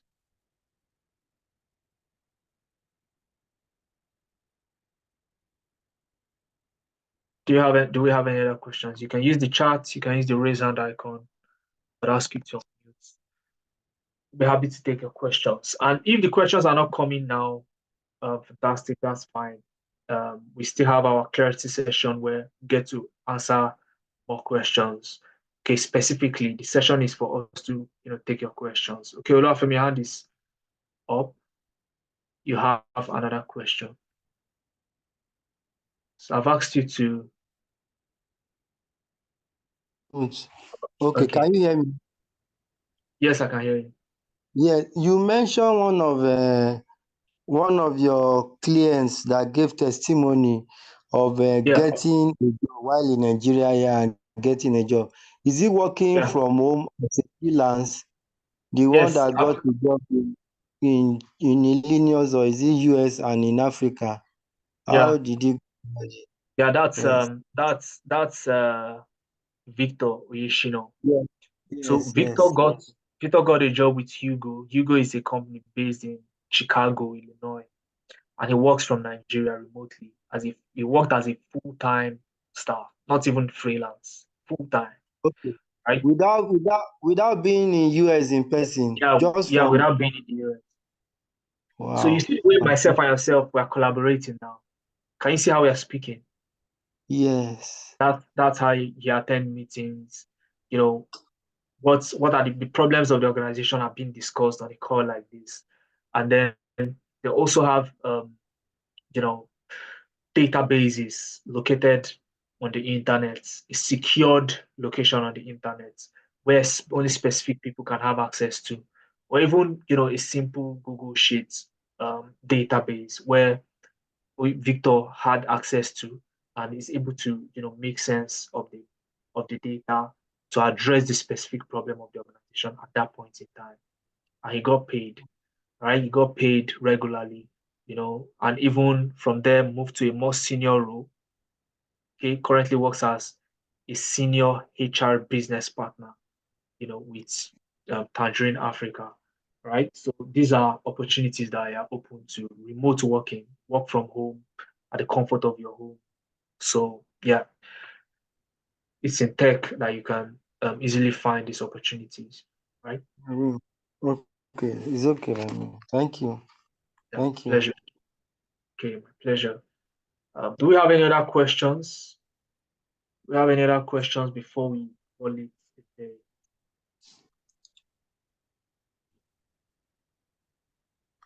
So we have, let's see. I have Adeni. Okay, I know Abdurrahman has asked the question. Adeni, Augustina, Bilkis, Chidima, Olawale, Lilian, Noni, Olaika, Tafa, T, Grace. Any of us have any questions? Or you want to ask later? You want to ask me later?